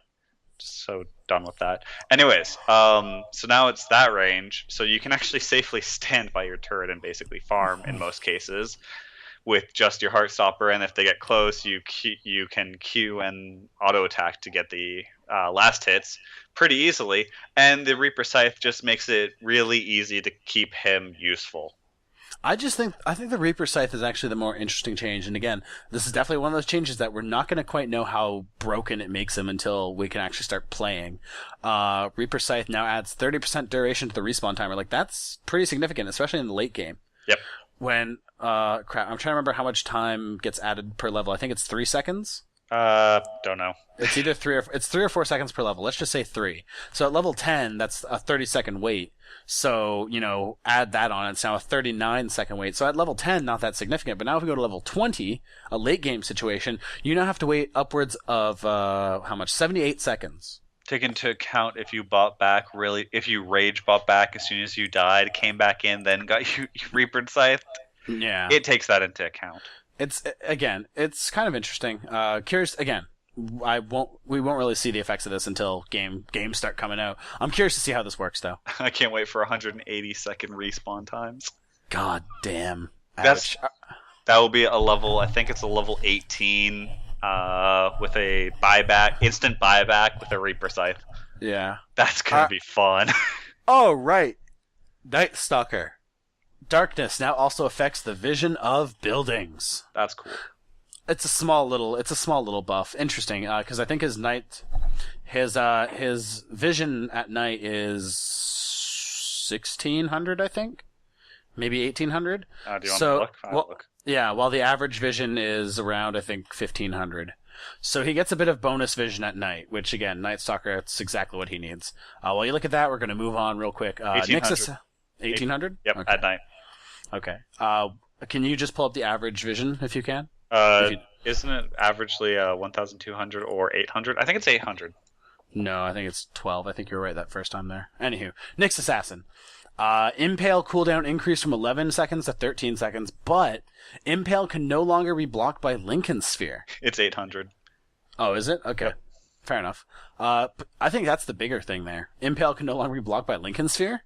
Yeah, that's huge. That is pretty huge. Bug battles. Wait, that might actually bring Nyx as a reasonable counter to a Weaver now. Yeah, that's exactly what I said. I'm like, bug on bug battles. Nice. These damn bugs. So curious to see. Possibly we're gonna see Nyx more counterpicked against a Weaver now. I'm gonna be super nerdy and say this. What? Nyx has finally evolved as a bug to squash Weaver as his natural. That used to be his natural predator. Sure. Ogre Magi. You're just like, I hate you. Base armor increased by 1. Cast animation improved from 0.56 to 0.45. The base armor increased by 1. I think that was necessary. Being a melee support is hard. Yes. Like, that's a struggle. You want to talk about a fucking struggle? Let's talk about the life of a melee support. Game is hard. So I feel like a nice necessary buff there. I don't know if you can pull up Ogre Magi's armor 7. as it is. 7? He's gonna have really? 7 with it. He's gonna have 7 with it. Okay. Oh, almost with it. 7. Okay. It's right now. It's 5.96. It's gonna be 6.96. So roughly 7. Yeah. Okay. He's gonna be a Terrorblade. And the cast animation improved from 0.56 to 0.45. So again, nice small little buff. He's going to get his spells out just that little bit faster, and he's going to get that bit of extra health in the beginning of the game. So again, good buffs. I don't think it's really going to affect him too much. Ogre Magi isn't picked too often. He is a very strong support in my opinion, but just not picked that often. No, exactly. He is a decent support though. Yep. Omni Knight. Purification area of effect increased from 225 to 240. Repel no longer removes positive buffs from allies. Guardian Angel duration increased from 5678 to 678, and Aghanim Scepter's Guardian Angel increased from 567 to 8910. Yes. Again, Aghanim is huge in this. You know what? I'm calling it. Techies aren't coming in this game. You know who's coming in this game? Aghanim, Father of Spells. Oh, Dum dum dum. sure. Anyways, If Aghanim picks up an Aghanim scepter, you win the game. fair. Anyways, the fun part about the whole repel change now is you can't freaking dispel your guardian angel once you put it on. I just looked at the question mark there. So That's many awesome. times. I'm curious. I don't know. This sounds really interesting. We might see more Omni. Yeah, you used to have to put I think it was you had to put repel then guardian angel, or it was the other way. Now it doesn't matter. So it that's nice. It would have to be guardian angel into repel. But the thing is, once you cast repel, it would stop the guardian angel. If I'm not mistaken. I'm going to look at the combo. Fair You enough. continue on with what you do. I just think that this could lead to a pretty significant increase into Omni Knight pick. The Purification AoE isn't necessarily the big part of this buff. It's definitely the Guardian Angel increase. We're seeing basically a full second increase at its base value, and the Aghanim Scepter is basically giving it incredible value. It's repel to guardian angel because guardian angel goes through allies' magic immunity. Okay. With the Guardian Angel, that's giving you, the Aghanim Scepter Guardian Angel, that's giving you 2 extra seconds of basically right click nullification, and healing. Like, that is insane for an Omni Knight. I think the healing isn't that much. I'm not 100% certain what his, 25. Is it 25 healing? 25 healing with it goes up to 175 for the duration. 175 for the duration? Yeah. So, it's going to give you that extra bit of health there. That, again, we could be seeing the resurgence of the Omni Oh shit, Knight. it's going to go up to 250 with the increase. Okay, yeah. It's All gonna, right. Okay. Not only that, it's also, again, and it's going to negate right-click damage, too. Is For 10 Omni the new counter to For Ember 10 Spirit? seconds. Yeah, Ember Spirit counter. I call it. Maybe. We'll see. I'm calling it. All right, Phantom Assassin. And Stifling Dagger cooldown reduced from 8 seconds to 6 seconds. Blur evasion chance increased from 20, 25, 30, and 40 to 20, 30, 40, 50. So not affecting her early game, but giving her a bit of extra late game. That's The good. only problem with this is Phantom Assassin's hard countered by a Monkey King bar. Exactly. She has an item literally made to counter her. Yeah, so for people that don't, if anything, it basically makes it so Phantom Assassin wants to kill the Monkey King Bar character immediately. No, kill the courier. Yeah, kill the courier. Kill the Monkey King Bar But courier. it also basically means that, for people who are going up against a Phantom Assassin, you're going to need to pick up that MKB. Yep. Because a 50% evasion chance, get fucked. And that stacks with Eagle With Song. Butterfly. Yeah, Butterfly. Or Eagles, yeah, Butterfly. Yeah, not Eagle Song, Butterfly. And I'm just remembering, kind of. And also Stifling Dagger. It has a chance of critting. That's kind of fun. Yeah, and the fact that it's reducing the cooldown, it kind of means she can, she can use it a little more, and it means she can initiate a lot more often with her Stifling Dagger blink. Yeah, and since it only costs 15 mana at max rank, that's going to be fun. And it's pure damage, so you can get a pure crit with your ult. Oh, is it pure damage? Yep. I was unaware that it was pure damage. Oh, the more, okay. Well, the more you know. Yeah, and it has a crit chance of 15%, and that's regular 15%. So you could be lucky a game, you could be unlucky a game. Have fun, kids. Yeah, she's not. Yeah, that's actually really interesting to note. She's not getting that pseudo crit chance. She buff doesn't thing. need it. I She don't has blame low you. enough crit chance. She has low enough chances that it's other It doesn't than really matter. Yeah, that doesn't matter at all. All right, Phoenix getting a bit of a nerf here. Good. I suppose. I don't know. This is the problem. I haven't played enough games recently. I just got quick peer behind the veil here. I just got done with exams, so Yep. I haven't played much Dota. It's been mostly casting, so I have no idea how a lot of these heroes play. So it's been a while. Phoenix, though. Icarus dive cast point extended from 0.01 to 0.2. Fire Spirit's damage reduced from 15, 35, 55, 75 to 10, 30, 50, 70. And Fire Spirit's health cost increased from 15% to 20%. So a sort of all-around nerf. In general, the Icarus dive cast point I think is really interesting, only because if you look at it comparatively, that's a huge nerf. 20 times. That's a huge nerf. 20 times. I'm actually curious to see how that actually affects her in game, because Icarus dive was immediate. Yep. She just jump off the line. I wonder if we're gonna see. I'm curious to see if there's gonna be stun potential. There's going to be stun potential. That's why it's there. I don't know. We'll see. Again, that's something I'd want to see in game. The other two are just pretty much flat nerfs, and even then, they're not huge nerfs.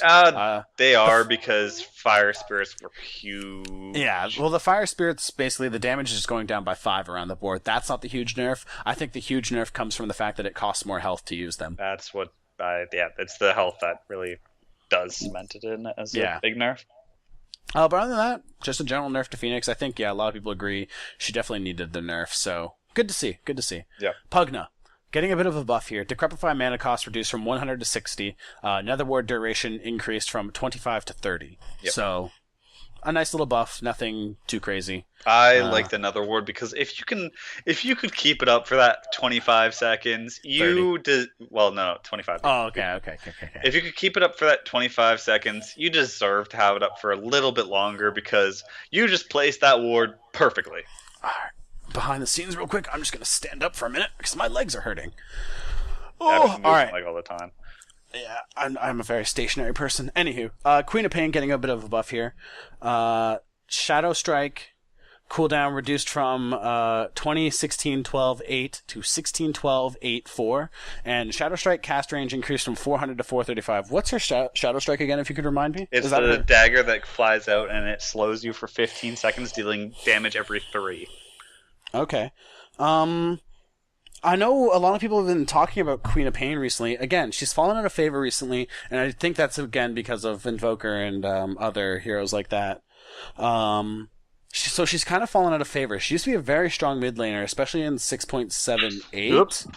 And I don't know about 6.79, but I think definitely in 6.78, she used to be a very strong mid laner. She is getting a bit of a buff, but again, I don't know if this is the buff we need to see on her. I think it is. Really? Yep. I mean, like, the cooldown's pretty significant if you look at it. It's basically a 4-second cooldown. It's a 4-second reduction across the board. But I kind of want to ask again, this is the thing. What does 4 seconds get you? You know, a lot, especially with her Shadow Well, Strike. I mean, especially in the late game there, when it's only a 4-second cooldown. Mm-hmm. So I don't know. Let me quickly educate you on Quap, because I've been looking at this hero since I started playing Dota. She reminds me a lot of League characters I'd play, and I want to make her better because I looked at her win rate, I looked at a lot of things about her, and I was just crying on the inside about it. Quickly, Stifling Dagger, its duration is 15.1 seconds. It does damage every 3, so it's not broken. It does up to 425 damage. If they're below 25 health, you can actually deny them as long as they're under the effects, which is nice because the 15 seconds is there. You have 15 seconds to freaking deny them. Good luck.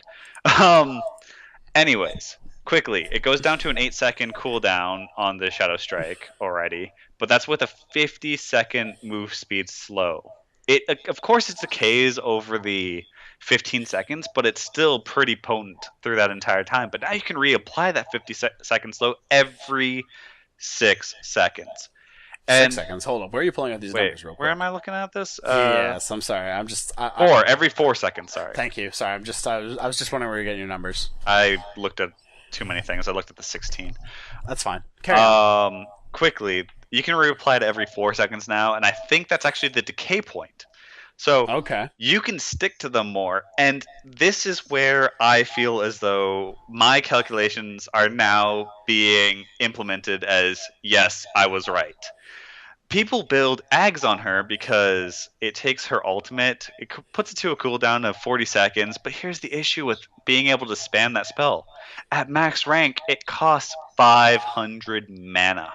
Her ultimate, that is? Yes, her ultimate costs 500 mana, with her Scream costing 140, with Blink costing 60, and Stifling Shadow Strike costing 110 mana. That's a lot of mana. That's a lot of mana. That's hunger out the ass. Yeah. This is why I viewed her more as a right-click pseudo carry. Because her attack speed is actually pretty good if I'm. Yes, and also things like Shoot Stick and what's it called? And Orchid help that in any way. But what I look at her as like looking at that slow for 15 seconds, and you can reapply it every 4 now. I can stay in range of you to auto attack you. I can orb walk you, which is when you auto attack, but you cancel your animation early. when you know that your attack's actually going to do the damage, so that you can keep moving and keep up with them. But you don't have to do that as good now because you can just shadow strike, which is nice. Okay. And you burst them, they're low, but they can't get away. And you know how aggravating that will be if they do right-click damage rather than burst damage. She's going to be more aggravating. And this is the best part because I don't remember which game it was. It was one of the games, I think, up against Empire with DK. Mushi picked Queen of Pain. And he went Orchid. He went to a defensive BKB. He went to a Sheepstick, and then he went to, I think, something else. Or he stopped at the Sheepstick because the game was over. It was more right-clicky for the Queen of Pain, and she was very, I'm going to keep you from doing anything. It was more, I stop you while I click you down. And that's how I thought she needed to be played, and it just worked beautifully. And I loved it. And this is really cementing her as... You should build right click because now you can hit the Shadow Strike further. You can slow them more often. You can keep up with them. You can kill them. Okay. Well, again, interesting. Just something I never really considered, to be honest. Queen of Pain, again, not really my hero to begin with. I've played her a few times, but again, I've never quite put that much thought into her. I think a bit too much when it comes to MOBAs. I'm sorry. No, that's fine. So. All right, let's move on to Razor then. Strength gain increased from 1.7 to 2.3, and the unstable current slow duration increased from 0.4, 0.8, 1.2, 1.6 to 0.5, 1, 1.5, and 2. So a bit of I don't want to say it's a significant buff. That's actually a really nice buff, especially the strength. I find that Razor is a bit more of a squishy hero. Yeah. Yeah, honestly, all I can say to that is yes. I mean, yeah, he's squishy. The unstable current slow duration, I think that's going to give him a bit of extra utility. Again, he's sort of... to be honest, I never really noticed it. And I think that giving him just that bit of extra time, I think it might be a little bit more noticeable and a little bit more effective for him. Helpful for when he tries to walk away because he has no escapes. Or not only that, if he's trying to chase too. Well, and someone tries to cast like a spell to get him off of their back or something. Mm-hmm. At late game, it's gonna sort of negate a lot of the stuns actually in the end, as far as like the like stun duration versus like the speed up and stuff like that. Mm-hmm. But I don't know. We'll see. Moving on. Yeah, I don't know. It's a very basic change. It's pretty self-explanatory. There's really nothing about it to be said. So, Ricky. Backstab now works when attacking allied units. That just basically helps him deny a lot harder now. Yeah. It gives him that extra backstab damage that he normally didn't have when it comes to denying. So we could be seeing a lot of Rickies starting to actively deny instead of just sort of being a little passive in their denying. Yeah. It's going to be easy to just... I think that's a little bit strong for his laning, though. Mm-hmm. I don't know. I don't know how I feel about that. I'll have to see it in game. To be honest, I'll have to play it. That's all. That's the only way I'll know it is if I play it in game. Yeah. Yeah, exactly. That's the thing too. I just think again, it's going to give him just more. It's going to give him more deny potential. That's really it. That's all. Jesus, there's so much to go through. Sorry. No, we're getting there. Shadow Demon added Aghanim Scepter upgrade again. Demonic Purge cooldown replaced with 2 charges that have 40-second replenish time. I like it. So giving him a really interesting sort of stagger to his ultimate. Mm-hmm. Which I'm not quite sure what Demonic Purge does because I don't... It's a purge. It's just like a Diffusal. It's a buff removal. Okay. But unlike Diffusal Blade Purge, no extra damage is done to illusions and or summons. Okay. And it does 200, 300, 400 damage, so it's actually pretty strong either way.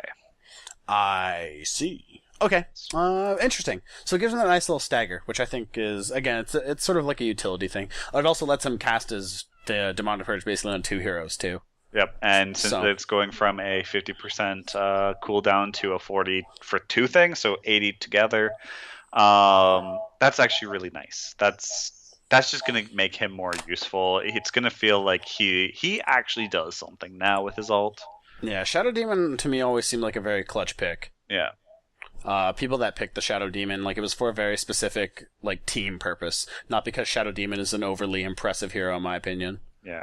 I think he's a very sort of underwhelming hero, but he does have quite a bit of synergy that we'll probably see. Great synergy with a Luna, because the disruption with her Manta that she normally goes. Okay. Just push down turrets with your illusions. You don't even have to get into the fray, because illusions and illusions and illusions. Aye. Alrighty. Requiem of Souls, so this Shadow Fiend. Requiem of Souls secondary debuff now affects magic immune units. That's the slow component? Yes. Yeah, again. I'm learning so much. You're welcome. Well, just in general. So I think that's the slow duration. Wait, which one is it? Requiem of Souls is ultimate. Yes, the slow duration is 20% slow. So basically, the slow is now hitting... Oh, the slow and the damage reduction? Yeah, it looks like maybe the damage reduction, too. Secondary debuff. Okay, let me just double check. Or maybe it is the damage reduction. Both. Okay. Slow and damage reduction are still hitting. Oh, is there... Oh, no, there's no... Damn it, there's no... Anywho. Okay, so yeah, I guess... I like it. It makes it more useful to get it off. And it still... Well, and because it has such a long cast time, that gives you enough time to pop your BKB. I mean, any sort of... If you're competent at all with popping items and stuff, it gives you more than enough time to pop your BKB. Yeah, I'm glad it doesn't damage, but just getting hit by with the... If you're... Getting hit with the slow is significant enough, basically. And the damage reduction. If an AM reduction doesn't blink out, or a Quap doesn't blink out, or you don't blink out if you have a blink, or run away, or dodge because it's a line. It's an AoE line, but again, they're lines. You can dodge them. You're getting punished for it still. Mm-hmm. Because you see it coming. You get hit by it, well, you're an idiot. Move. Yeah, his alt cast time is huge. It's like 2-point-something seconds. Yeah. Moving on. It's more punishment for basically people that stay in there, but it's kind of giving him that bit of a buff because now both of his debuffs are stacking even onto magic immune units. So he doesn't get the damage, but he gets the debuff. 1.67 seconds is the cast time. But yeah, you can see that coming. Okay. I don't think anyone has a reaction time of 1 second. Trust me. It's actually something more of 0.3. 1.67 sounds like a slow time? No. It's actually incredibly long. But he has such an overly dramatic cast animation that you can see coming. Exactly. No, I mean, that's what I'm saying. Is like, people think 1.7 or 1.67 seconds is really fast. It's honestly not that fast. If you see 1.67 seconds playing out, it's not that fast. Well, yeah. You're talking to someone who used to race and like swimming, so I see the distance in a second. You might not entirely all the time. Well, no, I've played MOBAs for years and years, and I'm actually painfully internal of seconds and anywho, we don't need to go discuss this. Moving on to Silencer, getting a very interesting buff here. We have a new carry. Yes, that's exactly what I'm getting at here. Silencer agility growth increased from 2.1 to 3. Basically at level 10, this gives him 9 extra agility. Now again, 9 extra agility isn't, it's not huge, but that's 1 extra armor, 1 full extra armor, 9 extra attack speed, I like it. We could see more carry silencers, and I actually like that. I think that's what we're really going to see out of this. The second buff for him here is Curse of the Silent cooldown reduced from 20/18/16/14 to 20/16/12/8. That's actually a very significant buff. Yes.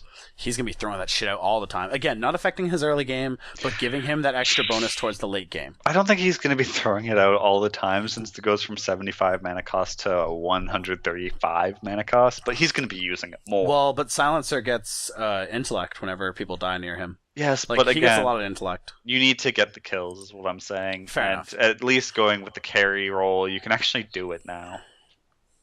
All right. Carrying on. Yep. This is actually rather interesting in my opinion. Skywrath base move speed increased from 315 to 325, and then concussive shot damage increased from 50, 100, 150, 200 to 60, 120, 180, 240. So a nice small boost to him. Skywrath helps.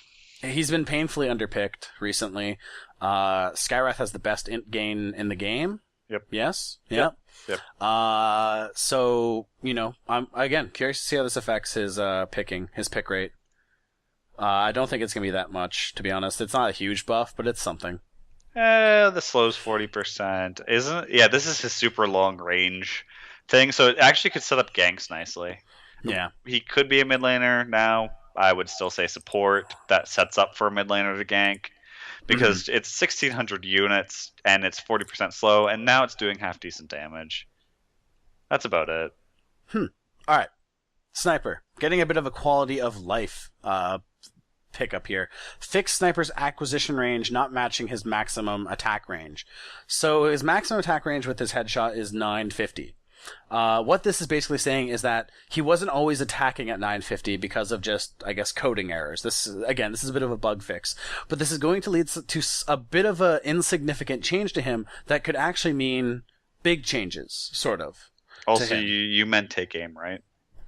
No, Fixed Sniper's acquisition range not matching his maximum attack range. This is on with take aim, it's 950. Yes. Sorry, I did skip that fact, but that's just because I assume people knew that Sniper had take aim. Sorry, my mistake. You said headshot with it, though. Oh, did I? Yes, but the acquisition is for when you say attack move. Okay. If you attack move on someone, now you're going to be setting up for the shot at 950 rather than roughly his regular attack range at some points. Yeah, so it's a very small change, but this is a change that could actually lead to pretty... I don't know, to some significant plays. It's a change that... this is also another change that we just need to see it in action. Safety. It's more safety, it seems. Yeah. Anyways, here's someone that you like.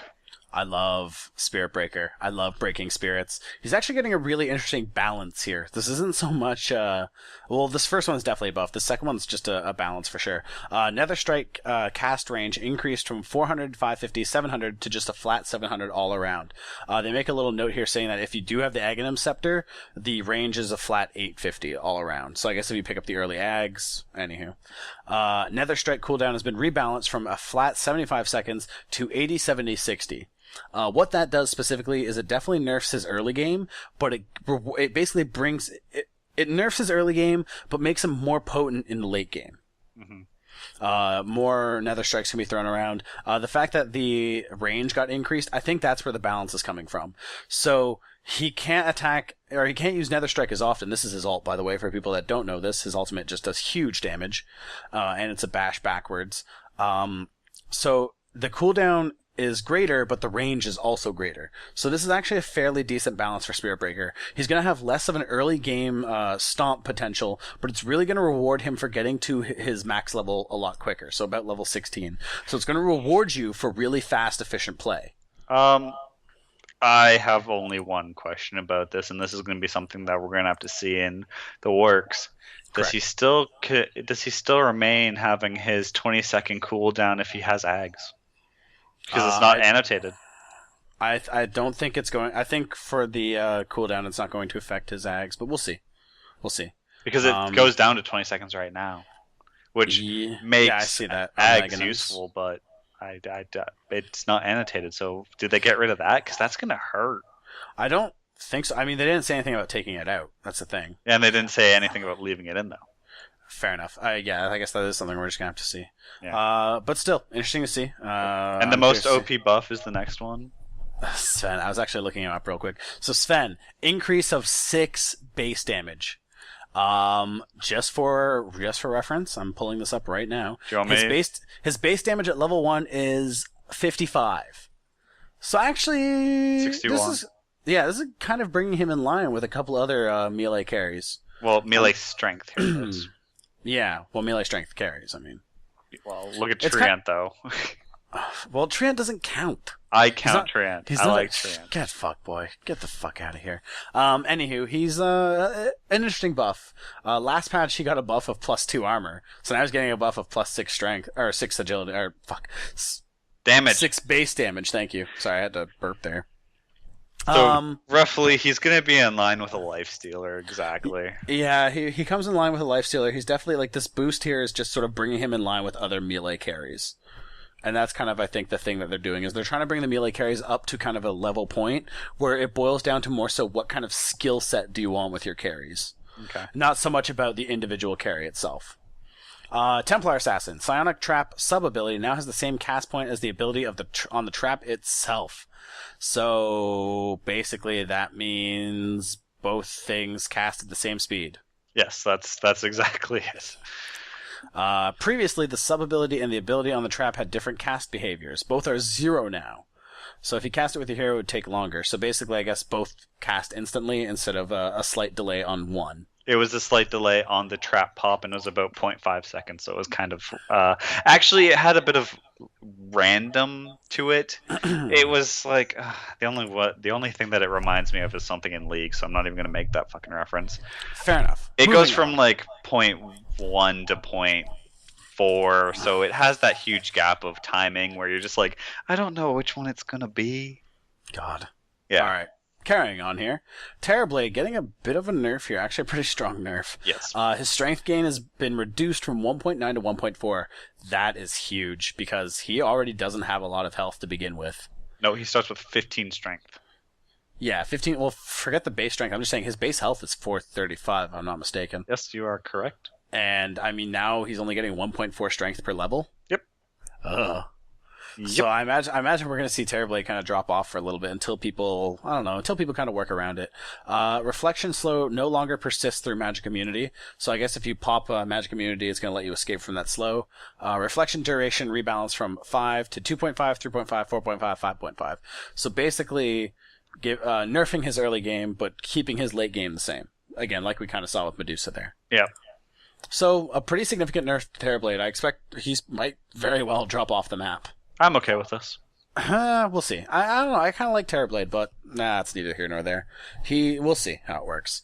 Anchor Smash, Tidehunter here. Anchor Smash damage reduction increased from 40% to 60%, and Anchor Smash now works on ancient creeps. Yes, that's what I'm happy with. It still does not affect Roshan. This gives Tidehunter a lot of sort of farm potential now.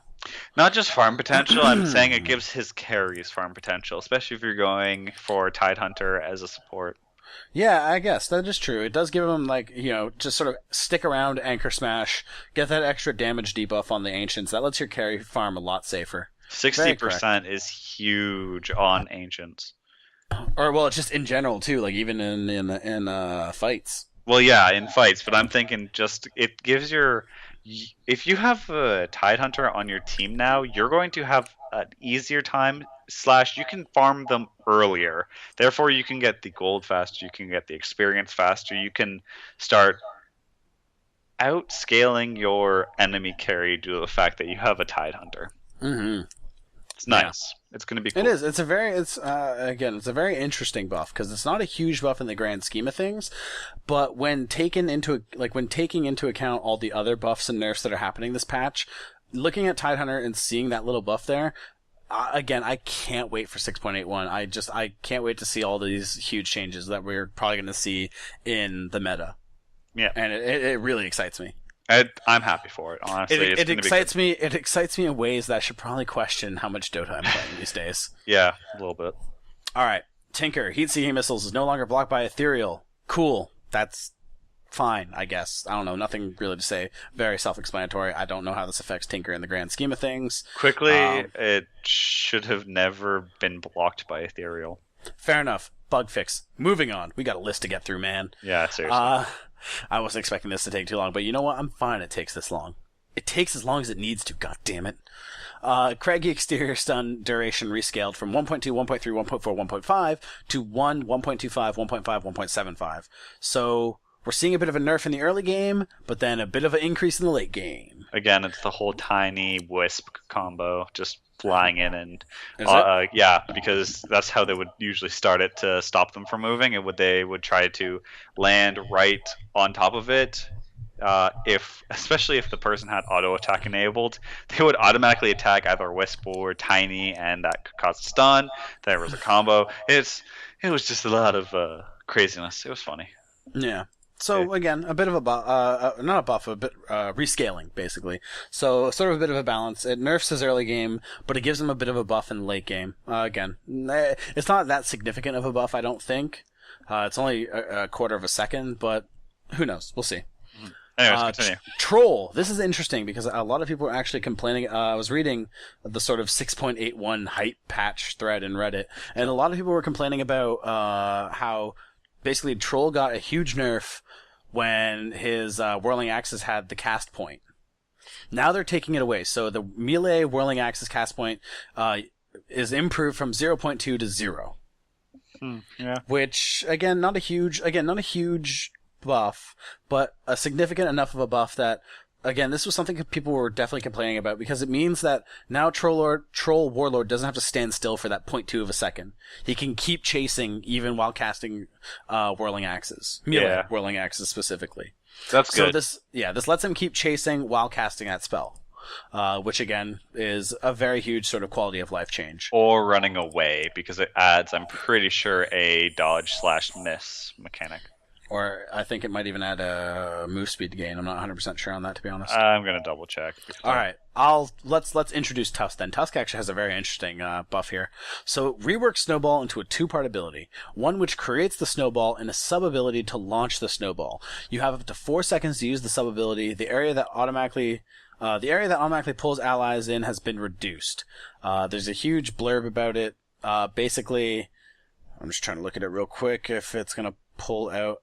It automatically gathers heroes at a 100 radius instead of the original 200 radius, it looks like. Mm-hmm. Oh no, allies within a 400 radius can be added to the snowball by right-clicking on it. Yeah. So interesting. What this does too is it basically gives his snowball extra effects here. So the snowball moves 75% move speed faster for each allied hero in it, and the snowball deals extra damage, 20, 30, 40, 50 at the respective levels for each additional hero in it. This gives Tusk a lot more initiation potential. Yep, that's about it. Yeah, basically before the snowball was actually, the snowball. It still the other thing to mention too is the snowball still has its base damage in the new snowball here, but it has that bonus damage, which basically rewards the Tusk for initiating with his allies. Yeah, and I think that actually could be rather significant. Yeah, it could be. It would be funny to see him in competitive play, just punching everyone around. Rubik stealing it and using Stolen Punch or Sucker Punch. I just like it. Anyways. All right, this here is actually another huge one, which I think is interesting. So not this one in particular, but Undying. Soul Rip area of effect increase from 975 to 1300. Mm-hmm. Pretty significant, but this is the part that actually makes you go, what? Everything else past that's huge. Yeah, so Tombstone Zombies Deathlust max % health threshold increase from 5, 10, 15, 20 to 20, 25, 30, 35. So basically they bloodlust faster? Yeah. Or with more health, I guess. I think so. Tombstone Zombies no longer give any experience or gold. Yes. But the Tombstone Bounty, I guess this is in response, the Tombstone Bounty has increased from 70, 90, 110, 130 to 70, 100, 125, and 150. Yeah. So there's the bit of the balance there. But I mean, the Tombstone Zombies, if you look at the little question mark there, they used to give 25 XP and 5 to 7 gold each. So about 6 gold on average. We'll just split it right down the middle there. That's a pretty significant nerf to Undying. Well, sorry. It's a nerf to Undying. Well, it's a buff, technically, I guess. It's a buff to Undying that could lead to really interesting changes in him being played more often. Because the one thing with the Tombstone Zombies was that, if you had an Undying that just sort of casted Tombstone Zombies whenever he felt like it, it was giving the enemy team a bit of an advantage, especially in experience. Not so much in gold, but definitely in experience. Yeah. Because the zombies were super easy to kill, and you just get gold really quick. Well, at least experience, really quickly. It would give you a huge level advantage. Mm-hmm. But now that they took away at least the XP and the gold, it sort of makes his Tombstone a lot more of just a throw it out there. Who cares? Yeah, and the Deathlusts is when they actually start hitting faster and running faster after you. Okay, so you got 20%. Yeah, 20%. Okay. Is when and then the last one here. An issue. The last one here, Flesh Golem's Plague Aura now affects magic immune units. So basically pierces the BKB. That's the slow and attack speed reduction, if I'm not mistaken. Mm-hmm. On his ulti there. So again, pretty good buffs for Undying. Curious to see if that brings him back into favor a little more. But I guess we'll see soon enough. Ursa, much like, who was it earlier? Huskar. Ursa's getting in my opinion, I think this is a huge fucking buff. Yeah. Fury Swipes is no longer a unique attack modifier. Mask of Madness Inbound. Well, the thing is, it doesn't affect his other one, which is Savage Claw or whatever. Oh, true. It, mind you, so it affects the attack speed, but it doesn't affect his Savage Claw, or whatever the fuck it's called. I don't even remember. I'm trying to find him right now. There he is. Overpower. Is it Overpower? I think so. No.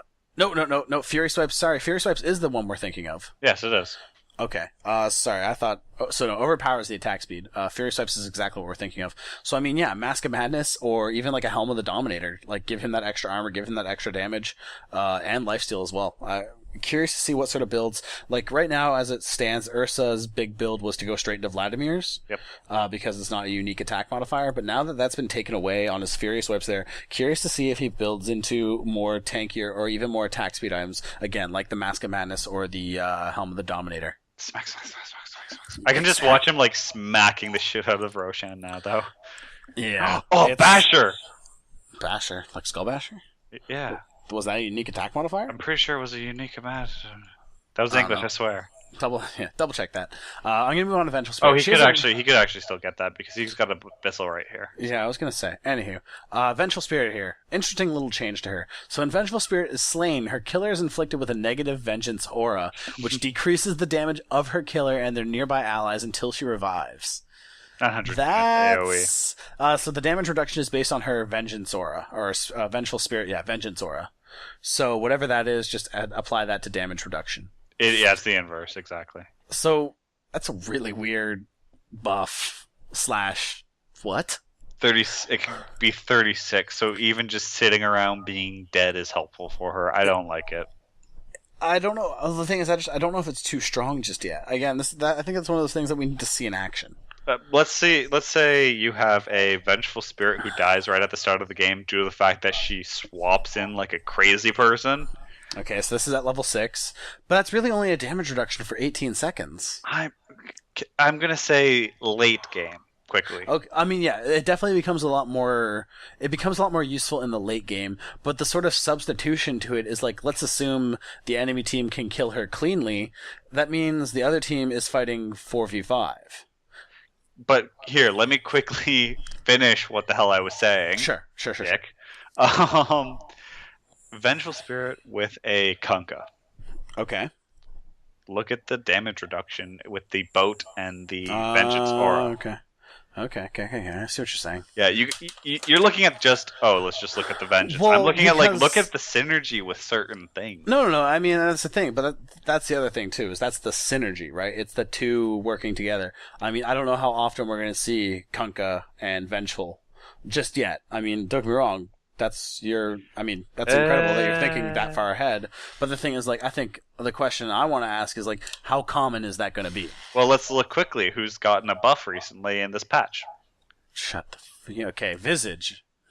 Fuck you. No, I'm not. I'm sorry. I'm not disregarding what you're saying. It's just that, like, we're also making the assumption that Kunkka and Vengeful Spirit are going to be on the same team. Is all. Like, I mean, that's. But if you can get them, let's say you're Dire, I think it is Dire, the middle two, not the first two picks, but the middle two picks. Actually, I think you have it on you have it on the first two picks as long as you're not first pick. Your second and third pick, you pick up both.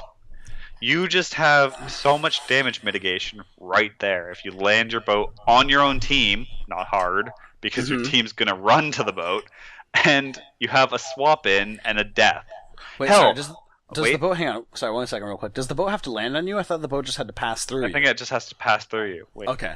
I'm just double checking for my own sake of remembering. Does this say anything about here? About a bloodstone on the Vengeful Spirit, though? That'd be interesting. If it did, because it's an AoE. But anyways, ignoring that, pretending it's not going to happen that way, and they took that into account, swap in. They're like, hey, you're out of position. Murder. All of a sudden, there's a boat on top of you, and no one's taking any damage, and you're doing 36% less damage anyways. You're going to lose that fight, even if it's a 4v5. All right. Fair enough. I don't know. I think it's just one of those things that I need to see. Because I don't think... I can see what you're saying. I just don't think it's as potent as you think it's going to be. Well, yes, there is the potency there. I just think in the grand scheme, it's not as potent as I think you're throwing the numbers out there to be. I think in high-level play, it's going to be noticeable, and it's going to be huge. Yeah, I think that's the thing I'd want to watch out for, too. Again, we'll see. High-level play, they could abuse the shit out of that, but they will also ignore the Venge. Therefore, you could actually go slightly pseudo-carry Venge and... be like, oh, you're ignoring me? I'm just going to attack your backline right now because you're dumb. Yeah, pretty much. It's All just right. it opens up a little bit more for that Venge, and it gives her combination with Kunkka or someone else who does damage reduction. Hell, an Omni Knight. Who cares? Yeah. All right. Visage. Grave Chill cooldown increased from a flat 10 seconds to 16, 14, 12, and 10. So taking away some of his early game, but keeping his late game basically the same. Yeah.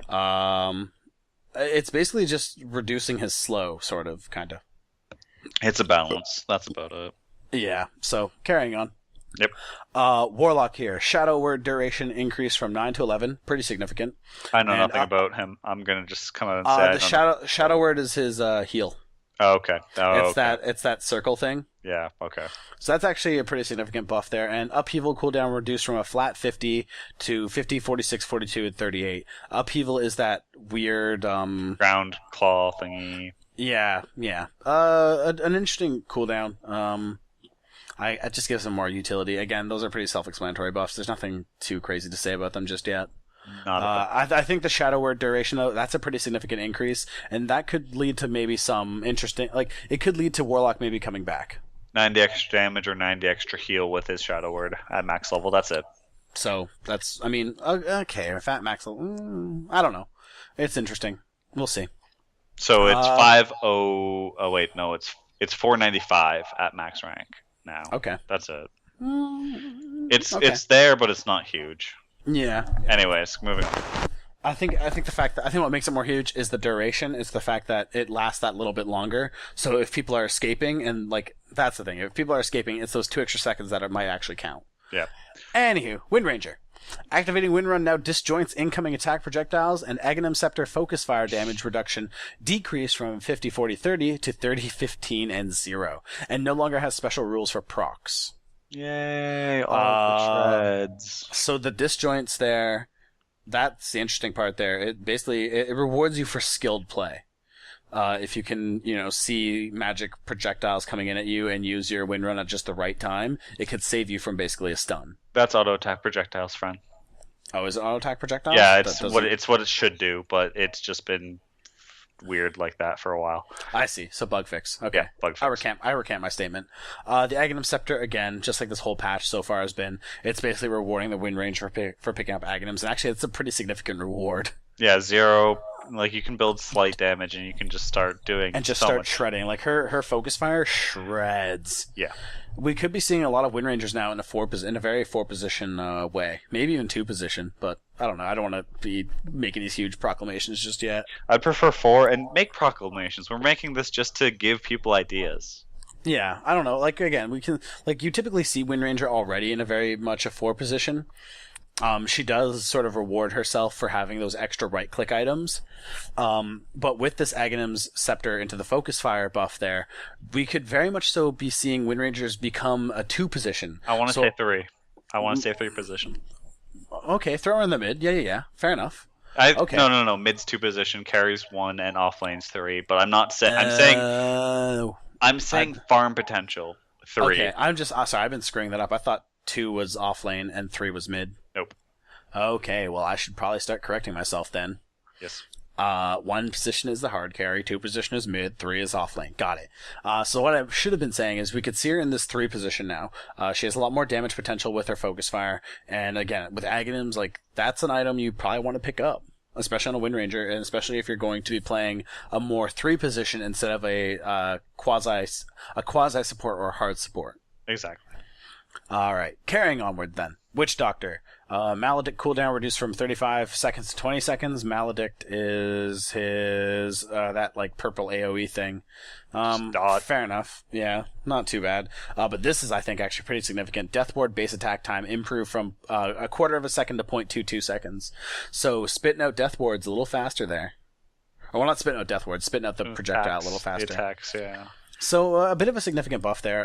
Probably not going to lead to too much damage increase, but I think enough of a damage increase that's a pretty decent buff there to a Witch Doctor. 0.03 isn't too much. It's going to hit slightly faster, but it's not going to be huge. Like, if you stand there the entire channel, yes, you will notice a huge difference. But if you get out like you're supposed to, like a rational human being, you're going to be fine. Just going to do some quick number crunching, actually. 0.25 at 8. So it's an 8-second channel. 8. So that's 32 attacks versus versus 36. So basically 3 extra attacks. So again, like I was saying, like yes, if you stay in for that whole time, you're gonna feel it. But yeah, I mean, it's a very small buff. It kind of basically lets him get more damage off, and it lets him get more damage off faster. Mm-hmm. All right, carrying on. Wraith King. Mortal Strike damage ratio increased from 1.25, 1.75, 2.25, 2.75 to 1.5 to 2.53. That's a rather significant buff. Better carry potential now. But his base armor is reduced by 1. Safe lane carry. Yeah. That's how you fix that. Yeah. That's... I don't know. That's not huge. I think they're better carry. I think there are better safe lane carries than Wraith King. There are, but again, if you have like a Marona off lane or Naga Siren mid, they're gonna secure that you can just be in case, you know. Mm-hmm. That's what it is. Marona can go off lane, still do fine. She could go mid lane, still do fine. Naga Siren, well, before these nerfs, could go mid. It's just put a carry somewhere else, and he's just your backup in case. Yeah. That's all it is. I mean, especially if you're going that sort of duo lane. Or even if you throw him in the jungle too, take an early point in Vampiric Aura and just kind of throw him in the jungle to do it like that. It gives him definitely more. It gives him basically just more damage potential with that Mortal Strike boost right there. Yep, that's about it. All right, last hero change here for now, unless there's more patches later. But last hero change for now, Zeus. Arc Lightning cast point improved from 0.4 to 0.2, so basically more spam coming out that way. Lightning Bolt True Sight range reduced from 900 to 750. Lightning Bolt Flying Vision range reduced from 1000 to 750. And Lightning Bolt can now be cast on the ground, affecting the closest enemy hero in 250 range. Basically, so what we're seeing here is, the cast point being improved means it's a lot easier to spam his Arc Lightning. We mentioned this actually in a Community Saturday, last Saturday actually, where basically, you know... No, it's coming. Well, I don't know when this video's going up. I'm being totally honest with you right here, right now. I don't know when this video is going up. It's coming up the 26th of April. Let's just say I know when the Saturday one's coming up. I don't know when this video is coming up. No, I mean it was the 26th of April that the Zeus game was played. I'm just saying that right there. No, that's fine. Anywho, so you know, this is a bit of a buff to him. The Lightning Bolt True Sight, not that big of a deal, to be honest, but the Lightning Bolt can be cast on the ground affecting the closest enemy hero.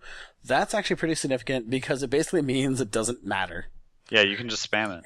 Just spam it, and as long as you're kind of within range, it'll get it. If you're close enough, you're close enough. Just click the button. Just click the button. It's fine. It's fine. Yeah, basically. And the fun thing about that is if you cast it at your max range, you can actually overcast it with a 250 range increase. Mm-hmm. All right, so I'm going to run through these item things real quick. There's not much to say. There's a couple things I would like to talk about, but there's nothing too crazy right now. So I'm just going to sort of whip through them. If you want to say anything about it, we'll stop for a second and have a quick discussion. I have nothing to say about items, honestly. All right, well, here we go. Ground Courier respawn timer reduced from 180 to 140. Fair enough. That punishes players less. Whatever. Blood Pact heal increased from 400 HP plus 30 per charge to 500 HP plus 30 per charge. So getting a bit more bang for your buck, basically, even if you don't have many charges on your Bloodstone. Yep. Mana regeneration, this is the clarity. Mana regeneration from 100 mana over 30 seconds to 135 over 40 seconds. So, as far as I think mana per second, it doesn't reduce that, but it's definitely giving you more mana if you let it do its thing. Yeah. So again, it's sort of a risk versus reward in a way. If you take less risks, you get a better reward. If you take more risks, you're going to get less of the reward there, which is sort of the opposite of risk versus reward. Carrying on. Yule Scepter. Cyclone now deals 50 damage to enemy units when they land. Small thing. And you can now cast Cyclone on yourself while you are magic immune. So, interesting. Small little thing there. Mirror Image now resets the current attack and spell targeting priority. So I think that means you have to retarget someone if you're attacking. Pardon? What? The Manta style. Mirror Image now resets the current attack and spell targeting priority. Yes, that's exactly what it means. So basically it means you need to re-click the person you want to fight? Yes. Okay. And I think it's also for the people who are hitting you. Okay. Because it was probably a small glitch where you could still be hitting the right person. I see. So basically, yeah, with Manta style, a bit of a bug fix it sounds like then. if what you said there is true. I'm to be honest, I'm not certain. So That's what it's saying to me, honestly. Fair enough. No, I'll take your word for it. I don't know. I can't say anything about it. Chain lightning damage. So this is Mjolnir. Chain lightning damage reduced from 160 to 150. Static shock area of effect is now centered around the unit with the static charge rather than around the attacker. Fixed chain lightning not functioning properly when it procs while a previous proc is still bouncing. Yep. Can I say quickly, I just crunched the numbers on the clarity.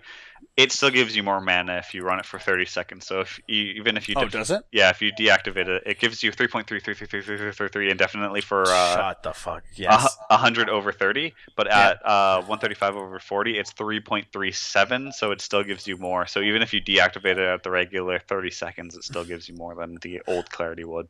I'm glad you crunched those numbers because I never fucking would have. You're welcome. All right, Necronomicon's actually seeing a bit of a buff. A bit of a nerf. Necronomicon Warrior movement speed is rescaled from 330, 360, 390 to just a flat 350, and the Necronomicon unit XP bounty has increased from 59 to 100, 150, 200. I think that's necessary. Yes. The Necronomicon Warrior units are way too strong. So basically, by giving them that extra XP bounty, it's really going to make them. You're really going to have to, just watch what you're doing. That's not just the warrior. That's also the range. Yeah. So basically, both the minions. Yep. If you just throw them willy nilly at the enemy, they get 200 XP right off the bat. That's not insignificant. No. Especially when you consider that Necronomicon's a very good mid game item. And mid game is especially where XP starts to matter. Yep. Observer and Sentry wards. Sharing wards with allies now requires a control key override. Basically, that means you have to hold the control key while you're giving wards out. So it's going to help prevent a lot of misclicks. Honestly, just do it in Fountain because they're not going to be placed in Fountain. Yeah. And wards can no longer be placed in the fountain areas. So, just little things there. No more drawing in the fountains. God damn it. The pipe of insight is getting an interesting rebalance here. The pipe of insight's health regeneration is being reduced from 11 to 8, but it now provides an insight aura which grants 4 health regeneration to nearby allies. I'm assuming that also affects you? Yeah, maybe? I would assume, to be honest. So it sort of gives the pipe a bit of a semi-buff to you, but it also gives that bit of extra health regen to nearby allies. No, so I'm going to say it actually doesn't because this is nearby allies, not fair enough. Specifically you, which is actually good. It's better because it helps your team. Yes, exactly. So it gives you less of an immediate benefit, but it does make it definitely a little more worthwhile to pick up for your team. And then the pipe's active buff is no longer dispellable. So interesting. Rod of Atos cripple abilities cooldown reduced from 12 seconds to 10 seconds. Maybe that item will actually be picked up for once. I've almost never seen that item picked up. Still too costly for what it gives you. Exactly. Hexed unit's base move speed increased from 100 to 140, so a bit of a buff, but not too crazy. Shadow Amulet. Fade no longer requires the target to remain stationary. But the invisibility still requires you to remain stationary. So the fade timer, I think, is like 1.6 seconds or something like that. Mm-hmm. That basically means for that 1.6 seconds, you could still move a little bit forward. But in order to remain invisible, you're going to have to stay still. Yeah. Shadow Blade. The Shadow Walk duration increased from 12 to 14 seconds. Bit of a buff. Probably actually going to make it a lot more picked up than it is now. Can I quickly revert back to the Pipe of Insight? Yes. That's going to stack with the mechanism. That's 8 health regeneration. In an aura. Mechanism doesn't have a health regen aura, does it? Yeah, Mechanism aura. Bonus 4 health regeneration at a 750 radius. Oh, okay. Interesting. So that's going to be fun. And then Town Portal Scroll. Add an option to require a halt command in order to cancel a Town Portal Scroll. I don't know if it consumes. Yeah, I think that's my only question. Would it still consume the portal? But yeah, this definitely went on a little longer than I was expecting. Very much so. I don't know. We did have some interesting insight. I'm pumped for this patch, dude. I am as well. Just jazzed. I'm just sleepy. I know, me too. I wasn't expecting this to go this long. I've had maybe 4 hours of sleep the entire. I had 7. Fuck you. I don't know. Anywho, guys. So yeah, this is going up. This is just a straight up basically podcast, no video here. I'd like to do this for more patch changes, like big patch changes, like again the 6.81. And comment. We want to let's hear feedback. If you actually do listen to this, I'd love to hear your guys' ideas. I love talking. If there's one thing I love about Dota, it's fucking Theorycraft. Yo, let's Theorycraft. I want to hear Theorycraft. You know what, dude? Maybe something we can talk about off the air here. A little Theorycraft podcast. No. I mean, I want the community to even tell me because I want to be corrected. I like being corrected. I mean, yeah, I'm not looking to be corrected, but like, fucking, let's start a conversation. I will talk about stuff. And I will listen because John sucks at listening. Yeah, I kind of do. I like to think that I'm always right, but again, that's why I have him around because he keeps me grounded, and he also does stuff that I don't want to do. All right, guys. So please leave comments. Post it in Reddit or post it on Reddit. Post it in the YouTube comments. Like, I want to hear from you. Like, legitimately. I want to know if you think we suck, if we think we have at least some good ideas. I even want to hear your own ideas. Like, there's probably stuff we missed. This thing's only so long. So hit us up, for sure. Talk to us. I want to hear suggestions and ideas and feedback. Everything. But other than that, guys, I'm heading off. My name's been Gummiworms. And I've been Sproutt. And this went on a lot longer than I was expecting. For you guys who stuck it through and listened to the whole damn thing, thank you so much. For those of you that didn't, hopefully maybe you picked up a thing or two you wanted to hear. If not, oh well. Alright guys, until next time, play more games and get pumped for 6.81. The hype is real. Have a good one. Alright, I'm out. Bye. See ya.